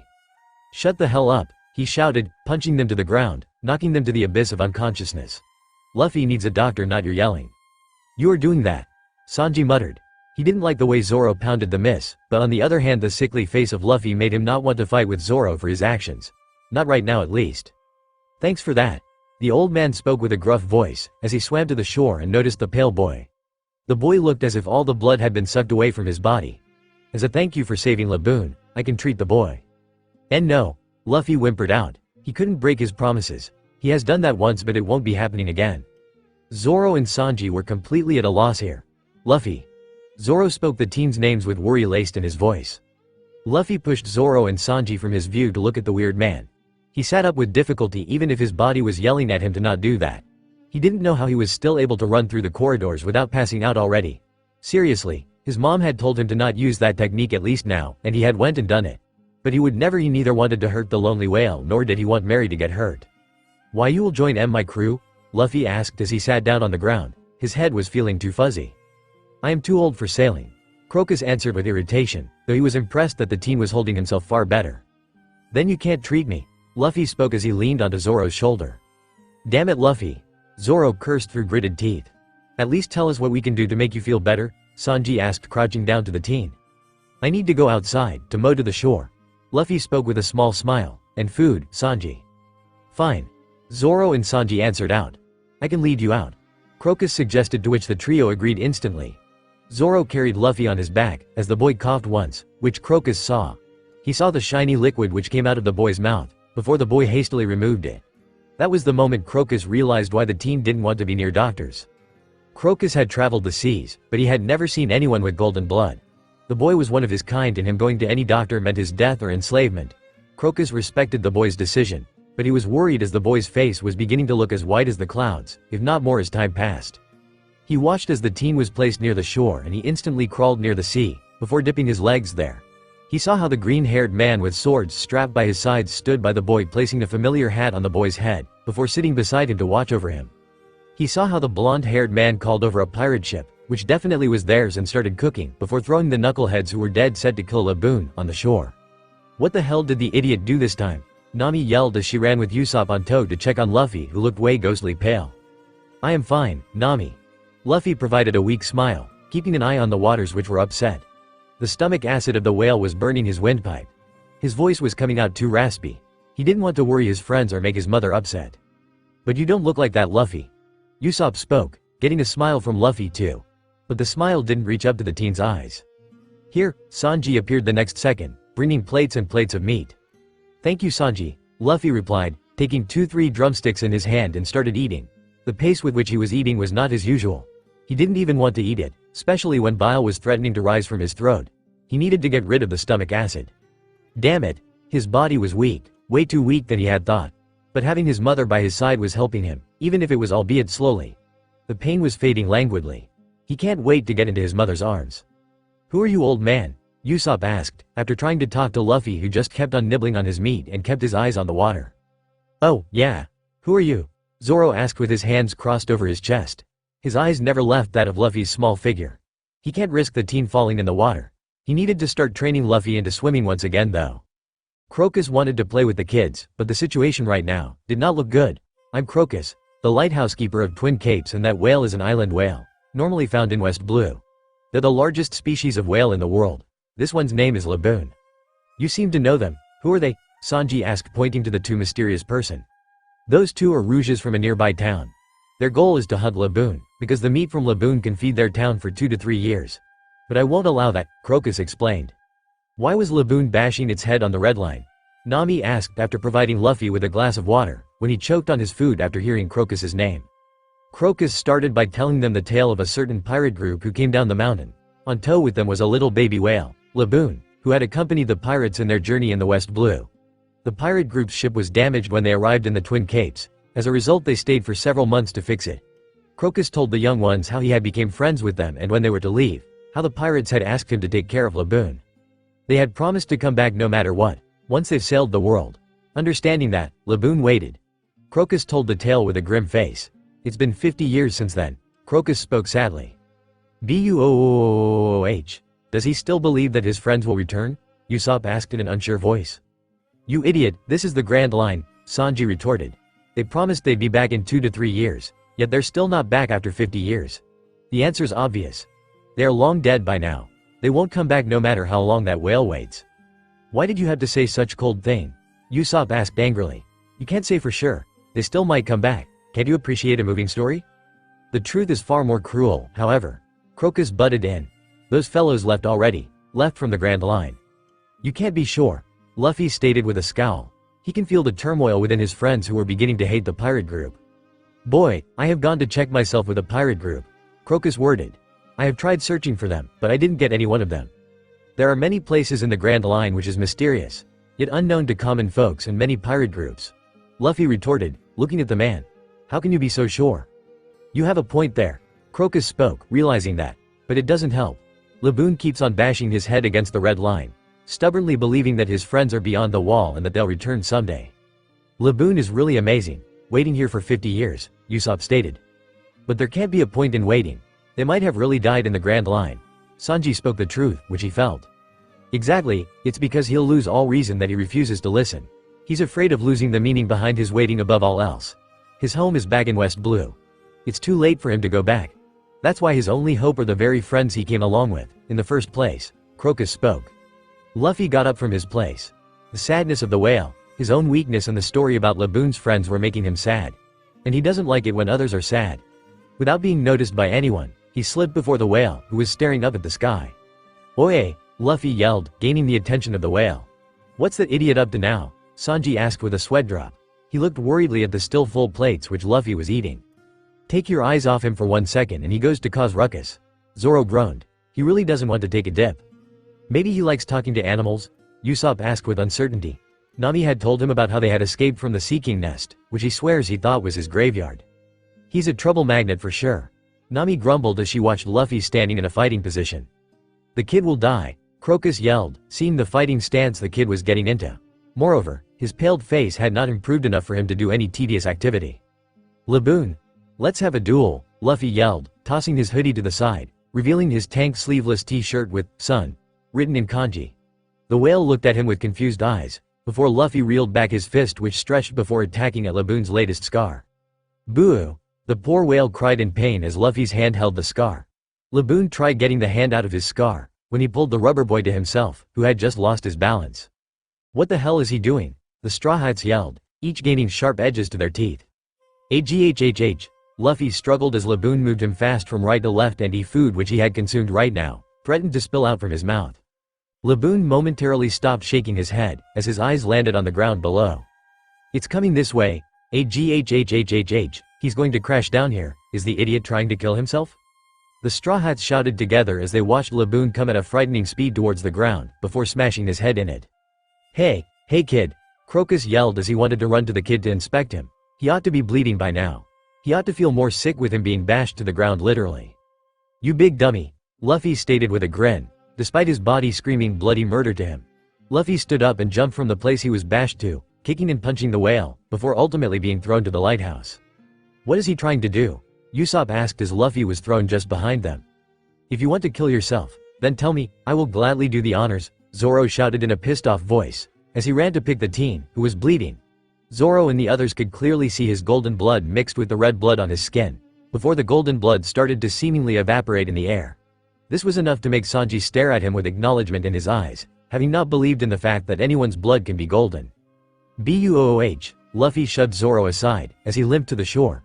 It's a tie, Luffy shouted, through his raspy throat. I'm pretty tough, eh? Even when I'm under the weather? Luffy asked with a grin. Our fight has yet to be settled, so we must fight each other again. You might not know if your old friends are still out there or not, but I promise to look for them. Also, I am your new rival. Luffy lifted his straw hat a bit to show his eyes, which looked at Laboon, emitting hope, belief, and above all a reason to continue. Once my crew sails around the Grand Line, we'll be sure to come back here to see you again, and then we'll duke it out again. Smiles erupted on everyone's face, as they finally caught on what the boy was doing all along, giving a reason for Laboon to not bash his head on the red line and giving him a new promise to look forward to. "Booh," Laboon cried with tears in his big eyes. Luffy closed his eyes, happy that he could give the whale a reason to continue. He didn't mind that he stumbled on his own legs and started falling towards his mom. "Luffy," the Straw Hats yelled. Even Crocus looked ready to dive after the boy, but Zoro beat everyone to it, as he dove in right after his captain. The cold, rough waters galloped the boy instantly as he came in contact with it. Warm hands and warm tears fell on the boy's chest and face, brushing off the wounds. A sweet, cheery voice asked Nika to open his mouth, as water rinsed his insides, getting rid of all pain and irritation he had been feeling since the last 20 minutes. Nika snuggled in his mom's arms, wanting to stay there for more than a minute. He wanted to stop Laboon's innocent search and Zoro's frantic dives for him. But he knew better than to make his crew and new friends upset. "I will come tonight, Mama," Nika mumbled, seeing the sea goddess who gently brushed off the strands of hair from his eyes. On the other side, Zoro was panicking. Luffy had done it again. He has once again recklessly got himself in trouble. Was the idiot trying to kill himself? Didn't he know that he was not feeling well? Heck, even Zoro can tell that he was hiding his pain with those low hisses which were coming out of his mouth. Not to mention, the idiot in all his pain, stood up to fight with Laboon. Seriously, they really needed to recruit a doctor before Luffy's reckless killed himself. Which means soon. Zoro resurfaced for the second time, taking a huge gulp of air before diving back. Luffy had fallen to the sea just mere seconds before him, and yet he was miraculously missing. Zoro was getting worried as each passing second. The teen was already sick, and with the seawater licking his wounds, he is not sure how that would be affecting him. Zoro gritted his teeth when he felt his lungs screaming for air. He needed to go once again to the surface, but something stopped him. He decided to go a little more down, when he finally saw light in the ocean. He decided to move towards it, when he finally saw the sick boy. He was floating in the middle, with his mouth open, curving at the edges to portray the smile which was etched on his face. The light which had guided him there was coming from none other than Luffy. Thousands of questions spiraled in his brain, as he got hold of the glowing teen. He really wishes it's not too late. Feeling heavy weights strapped to himself, Zoro started to swim upwards as fast as he could. He didn't feel the urge to take a breath anymore. He didn't feel the darkness which was starting to cloud his vision. All he could see was the light which was paving a way for him to the surface. With a gasp, Zoro finally came to the surface, gently plopping the teen on the ground. "Thanks, Zoro." Luffy spoke, scaring everyone, who had thought that the boy would be unconscious. "Don't you dare scare us again, you idiot," Zoro yelled as he wrung his shirt to get rid of the saline water. She. Luffy laughed freely, as he stood on his legs, displaying his skinny body, devoid of any cuts, scratches or wounds to everyone. Hell, the boy was completely dry, as if he had never fallen in the ocean in the first place. He also looked like he had more energy than before, as if he hadn't been ever sick. "How is it possible?" Nami whispered under her breath as she took in Luffy's condition. "What?" Luffy asked owlishly. "Your wounds. They have healed," Crocus replied, eyeing the brat intently. Luffy smiled, before speaking in a hushed tone. "It's a secret, she. Zoro watched Luffy. He knew something was wrong with his captain. The way he was floating in the ocean, the way he tended to emit light in the darkness, the golden blood in his veins, the tattoos with sand which he always tends to get after nights, his disappearances in the night, and his healing ability. They were a complete mystery to him. A mystery which he wanted to solve, and yet he couldn't. He remembers the first time when Luffy fell into the water, his smiling face which showed peace. He couldn't exactly tell if the teen was either confident that he would not die or was not afraid to die. Which one was it for Luffy? He watched with a bottle of booze, which he stole from the shitty cook, as Luffy got paints from Usopp and began marking the whale as his, giving him a symbol of their flag and making Laboon promise not to bash his head on the red line ever again. He watched as Luffy's smile made Laboon's pain wither slowly. A part of his mind reminded Zoro that it was the same for all of them. Luffy was their savior, despite his reckless behavior. He wonders what they would be doing now if Luffy hadn't entered in their life. He would probably be dead.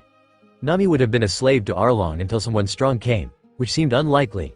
Usopp would have died protecting his village. The Bharati and the cook would be probably dead too. A soft smile etched on Zoro's face as he watched Luffy, Usopp and Laboon play together.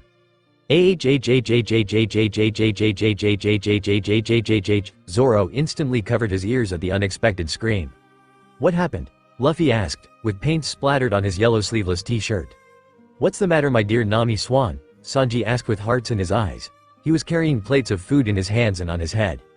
That was a hell of a yell, Usopp stated alongside Luffy. The compass, it's broken. It's pointing all over the place. Nami stated her worry, placing the compass in the middle of the table, where Sanji placed the plates of food, and Usopp and Zoro along with Crocus joined in. Give me a second, Luffy shouted as he dashed inside the Mary. Crocus sighed, seeing another unaware crew coming to Grand Line without knowing a thing about it in the first place. Common sense fails to uphold in this ocean. Crocus started as he pointed at the compass. That is not broken. Then is it the magnetic field? Nami questioned the old man, as her own brain started functioning. Yes, there exists a geomagnetic anomaly across Grand Line, due to many islands here being rich with various minerals. Crocus began explaining. Not only that, the currents and the winds here are as unpredictable as they can be. As a navigator, you should understand well how terrifying that can be. If you were to venture into this ocean without knowing anything, you'll die for sure. I had no idea. Nami agreed worriedly. What? Isn't that like really bad? Are we gonna die? Usopp yelled in fear. Ah, Nami's so cute even when she doesn't know, Sanji swooned with heart in his eyes. You two just quiet down, Nami yelled at Usopp and Sanji. What do you want to say, old man? Zoro asked, cutting to the point.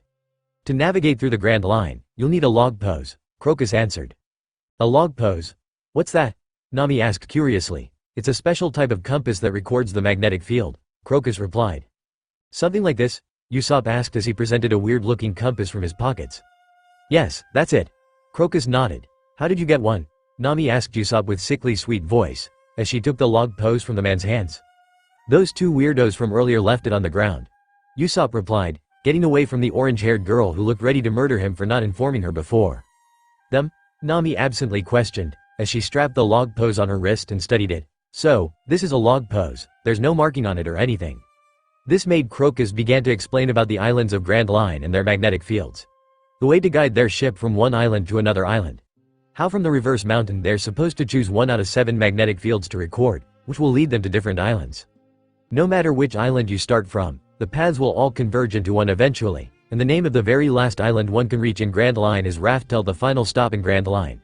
The only ones who've ever confirmed its existence in history is the Pirate King and his crew. It is an island of legends, Crocus explained to the Straw Hats. Then does that mean One Piece is on that island? Usopp asked excitedly. That's the most likely theory, nobody has ever reached there to confirm it. Crocus spoke, looking towards the ocean. We can see that for ourselves once we reach there, Luffy joined in, as he walked towards the table filled with food. Both of his hands holding fish, which looked so tasty. Man, I was so hungry. Luffy spoke as he munched on the fish. Sanji had a soft smile on his face, as he finally relaxed seeing Luffy eat like his usual self. Zoro, what ya drinking? Luffy asked Zoro, who was sipping something. It had a sweet smell to it. Want some? Zoro asked, extending his arm for Luffy to take a sneak peek, making Luffy shake his head seeing it was rum. No way you are giving him rum to drink, you mosshead, Sanji shouted in an instant. Who are you calling mosshead, you shitty cook? Zoro retorted with a tick mark on his head. You, Zoro began fighting again, all the while Usopp and Luffy enjoying the show with food in their hands, Nami swooning on the log pose and Crocus with a sweat drop on his head. Smash! The atmosphere tensed, as Nami slowly stood up from her place, her wrist still strapped with the log pose, which had been smashed because of the duo's reckless duel. Zoro and Sanji didn't know what doom fell on them, as Nami walked to them, with her face shadowed. The two men had never felt more fear of a person in their life. You two can just go cool your heads down in the sea, Nami yelled, kicking their asses to the sea. Wasn't that compass, like, super duper important? Usopp asked, panicking, his jaws dropping to the floor. You had a log pose, Nami? Luffy asked, looking at the now shattered one which Nami was holding onto. What do we do, Crocus? Our precious log pose is. Nami was panicking. I have one, Luffy provided. You have one? Nami spoke, turning back to the straw-hatted teen who was feeding himself. He has one. Usopp repeated, looking at the overpowered teen as he ate his food. Yep, I have one in my backpack. Luffy confirmed, swallowing a fish with bone completely. Why the hell didn't you tell us? Nami shrieked, wanting to pound her fist on her captain, but Luffy easily dodged it. You didn't ask me, Luffy answered as he unstrapped his bag and rummaged through its content, when he finally found a wooden box. With a big grin, he plopped the case on the table. Here you go, Luffy cheered, as he passed the one of 2 weird-looking compasses to Nami. How do you have this? Crocus asked, eyeing both compasses. The last one which the teen had was something no person can get in any of the blues, Heck, it was rare to get it in the Grand Line even. Dad gave me, Luffy replied with his signature grin. I take it, you're from the Grand Line? Crocus cross-questioned the boy, looking at him. Yep. New World is my home. Have spent a decade there, Luffy replied without keeping anything secret. Then why come to the East Blue? Crocus asked. He didn't want to believe that the teen would have been tired of the New World. He didn't want to believe that the carrier of his captain's hat was giving up. But a part of his mind told him that the boy was going back to the Grand Line, to the crazy sea. Good for him. I wanted to start my journey from here, to be the king of pirates and the freest man alive, Luffy answered with a huge grin. Tell me more about you, boy. Crocus spoke, as he took a seat opposite to Luffy. The Straw Hats, including Zoro and Sanji, were intently looking at the duo, wanting to know any clues to the plethora of mysteries their captain had. Do you know Haki? Did you ever join a pirate crew before? Do you have a bounty? She. Luffy laughed bright and free. You're funny, old man. You sure ask lots of questions. Hey, a voice interrupted their conversation. Everyone turned to look at the orange-haired man, who was reeking of the seawater, and beside her was the mysterious blue-haired woman, who stood beside the man. I have a request. Who are you? Luffy asked, cocking his head. I'm a king, the orange-haired man boosted without missing a beat. Nope, you aren't. Luffy spoke instantly. You little shish. A sword was placed on the orange-haired man's neck. Complete that and you are dead, Zoro threatened. Eek. We are sorry for our rudeness. The blue-haired woman instantly spoke. We are in dire need of help and only you can help us. This instantly made Sanji take her hands. Tell me, my love, what do you want from a poor peasant like me? Sanji asked with love screaming in his eyes. Why, thank you. The blue-haired woman spoke with a faint blush. My name is Miss Wednesday, and he is my partner, Mr. Nine. Miss Wednesday introduced themselves. You seem familiar to me. Luffy pointed out to Miss Wednesday, who started sweating. Why did some kid find her familiar? I don't know what you are talking about. Miss Wednesday hastily waved her hands, before coming to the matter again. We have lost our ship. So, we were wondering if you would allow us to hitch a ride till Whiskey Peak. Don't you think that's asking a bit too much, especially considering you tried to kill the whale? Nami asked, looking at Miss Wednesday and Mr. Nine. Please, the duo begged, bowing their heads before the pirates. Please take us back to our town and we swear we'll return the favor. Don't listen to them. They're nothing but trouble. Crocus pointed out with his hands crossed over his chest. Well, we accidentally broke our log pose. So, you still want a ride? Nami asked, showing the broken log pose. What? You broke it, and isn't that ours? Mr. Nine yelled. How dare you try to take advantage of our misfortune when you're just as unfortunate as we are? Miss Wednesday yelled. Oh right, I forgot to mention that our captain, Nami emphasized, pointing to Luffy, here already has a log pose. Nami gave a smug grin to the duo, who looked shocked before kneeling down before them once again. We beseech your kindness, madam, the duo begged, cursing Nami back and forth in their mind.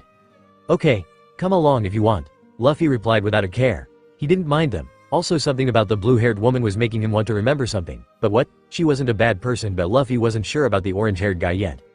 Alright then, your log should have been recorded by now. Crocus spoke, seeing the little captain getting antsy in his seat. Is it properly pointing towards a place indicated on the map? Yup. It's pointing towards Whiskey Peak, Nami said, checking the log pose and looking at the map. You sure about this, kid? Picking Whiskey Peak all just because of these ruffians? Crocus asked the boy, but he knew better when the boy smiled. Still, he will give it one last try. The only place you can choose which route you want to take is here, you know. It's fine, if I don't like the route, I can always sail once around and choose a different route. Luffy replied to the old man, as he stood up from the table and bounced towards the Mary. He had an adventure waiting for him. I see, Crocus replied with a soft smile. Bye then, Flower Gramps, Luffy waved the old man. Thanks for the explanation. I doubt the idiot could have given me any good, Nami commented, making Luffy laugh. We're going now, Laboon, Luffy waved his new friend, as the Going Merry started catching the wind. Booh, Crocus stood in his place, as he watched the little caravan disappear in the mighty ocean. Perhaps, they're the pirates we've been waiting for. That kid is filled with mysteries. What do you think, Roger? Somewhere in the New World, a ship was approaching at a fast rate towards the Moby. Pops, yoy, Marco greeted Whitebeard as he landed on his pop's shoulder in his zone form. We have a ship approaching us fast from 9 o'clock, yoy. Is it a marine ship, son? Whitebeard asked, amused. Not many have the guts to charge head-on towards them, except for few, who he could count on his fingers. No, Pops, yoy. Marco stated with a groan. He really feels a headache coming in. It's aces, yoy. That little brat. Gurararararara, Whitebeard laughed. Must be looking for a spar. Whitebeard grinned. His old bones really loved to spar with the young man. He could put a fight, giving him a little exercise too. Ace was good company too, he doesn't believe otherwise. Yo, flaming turkey, Ace teased Marco from his ship. Why, you? Marco yelled, keeping his bored face intact, as he transformed to his human form. Pineapple Head was begging to be teased. Ace chuckled, giving a tick mark to Marco. Permission to come aboard, Whitebeard? Ace asked the old man. Ace, you don't need my permission. You're just like my son, Whitebeard pouted a little, making his son and Ace's crew chuckle at his old antics. Yeah, whatever. Ace dismissed the son matter, as he jumped aboard on the Moby. Hey, Marco, have you seen the newspapers lately? His hands in his pocket. Nope, I haven't, Yoy. It was Marco's chance to tease Ace now. Why? Was there something important, Yoy? Hey, Ace looked almost heartbroken. How could you not? Hey, Commander Marco, haven't you been looting the newspaper all to yourself recently? A crew member asked, as he heard Marco's false claim. So, you were teasing me, huh? Ace smirked, looking at Marco's bored face getting riled up a bit. Haven't you come to spar today, Ace? Whitebeard asked. He wanted to have a spar with him. Wanted to see how strong he had become. Nope. Ace smiled wide, fitting for a D. Guess whose baby brother is this little menace? Ace asked, getting out a wanted poster from his pocket. Whitebeard raised an eyebrow, looking at the little kid in the wanted poster. It didn't sit well with him. The kid hardly looked at least 12 years old. Sure, he doesn't spend that much time with kids, but the boy in the poster looked so young.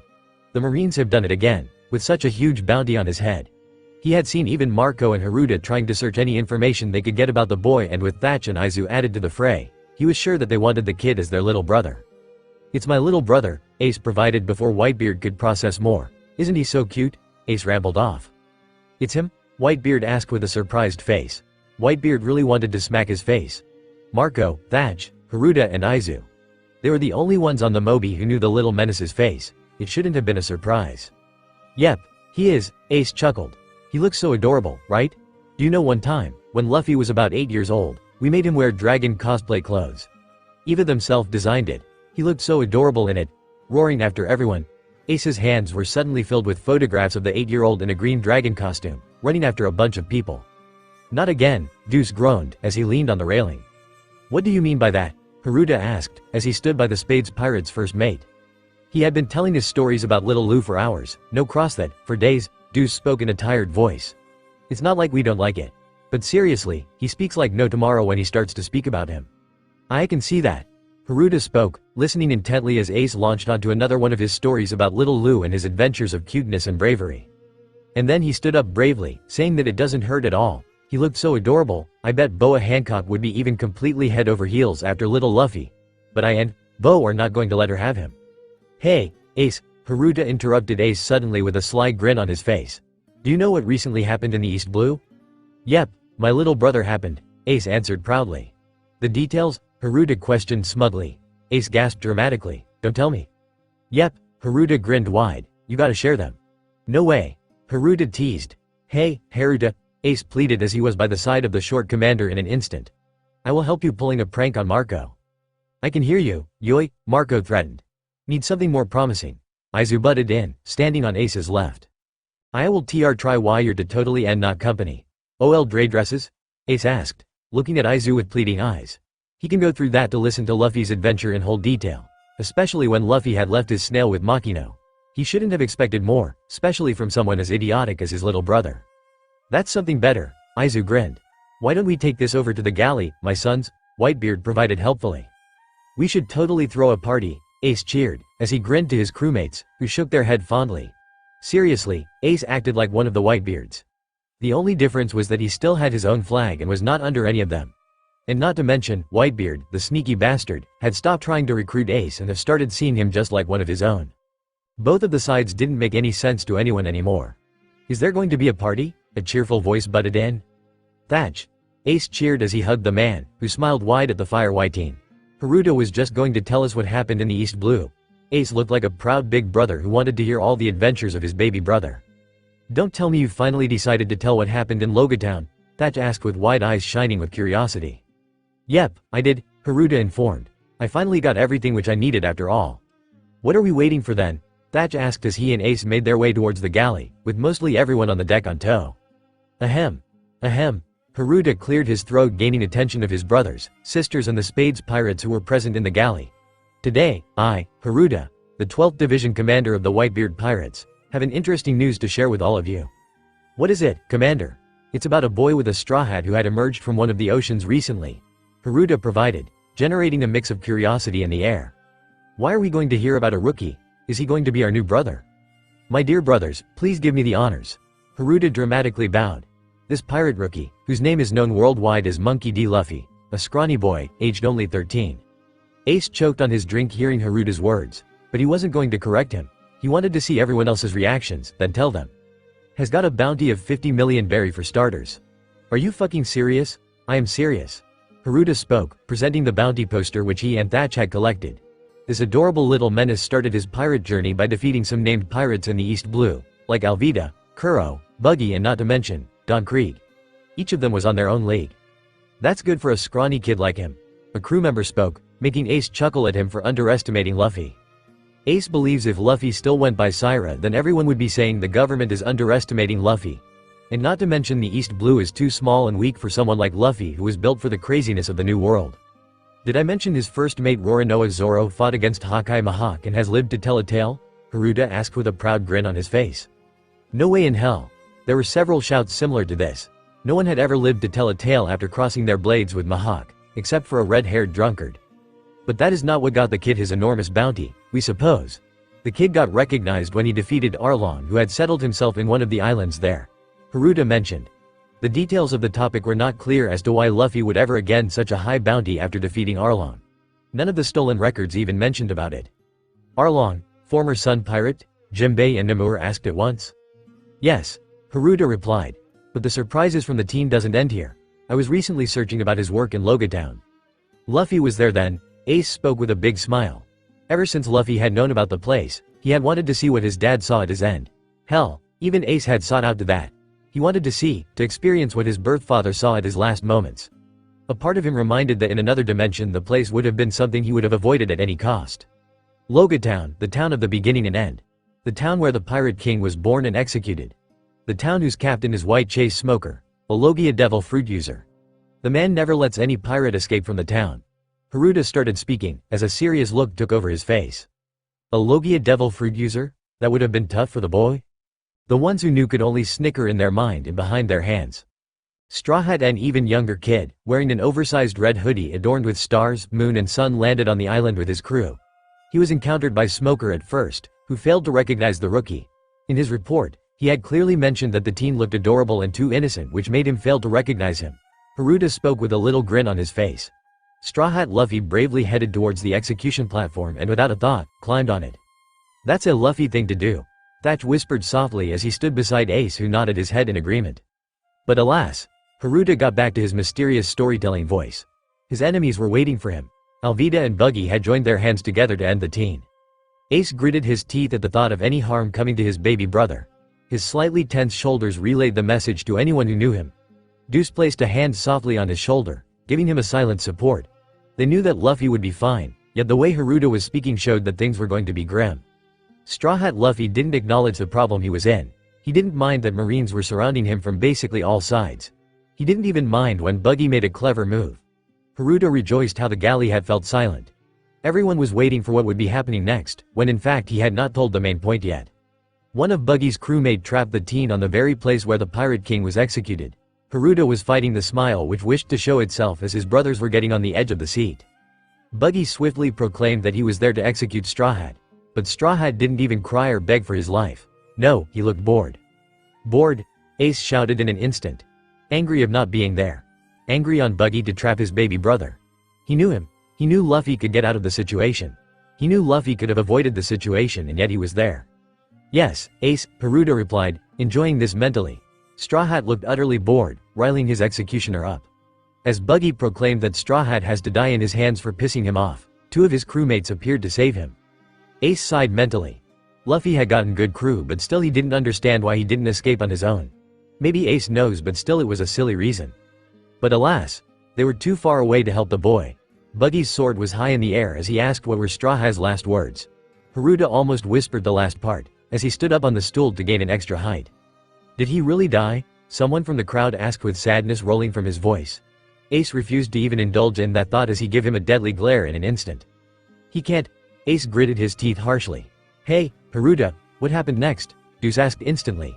If Haruta doesn't finish this story soon, then he doesn't know if the ship would still intact. The deck being scorched under Ace's feet indicated his anger. Straw Hat proclaimed to the people present there, to the heavens and beyond, that he is going to the king of pirates and the freest man alive. Haruta proclaimed, making several people look at him in awe and Whitebeard to let out a hearty laugh. The sword was nearing Straw Hat's neck as a pissed-off Buggy wished nothing more than to see Straw Hat dead. The little happy atmosphere which they had got there turned into a tense one again. But just then, as if the heavens declared that this boy shall not die, that the boy, who was smiling in the face of death, needed to be alive. A loud thunder cackled in the sky and lightning fell on the platform which held the boy. He smiled. He isn't dead. Questions and cheers erupted from the galley. Ace silently took a seat. His pounding heart was gaining a normal rhythm slowly. He was sure once he sees Luffy again, he is going to give him a good lecture about not being such a reckless idiot. Has he seriously forgotten everything he had been taught in his time being a revolutionary? About how he should not throw away his life like that, or give his poor brother a shock for the lifetime.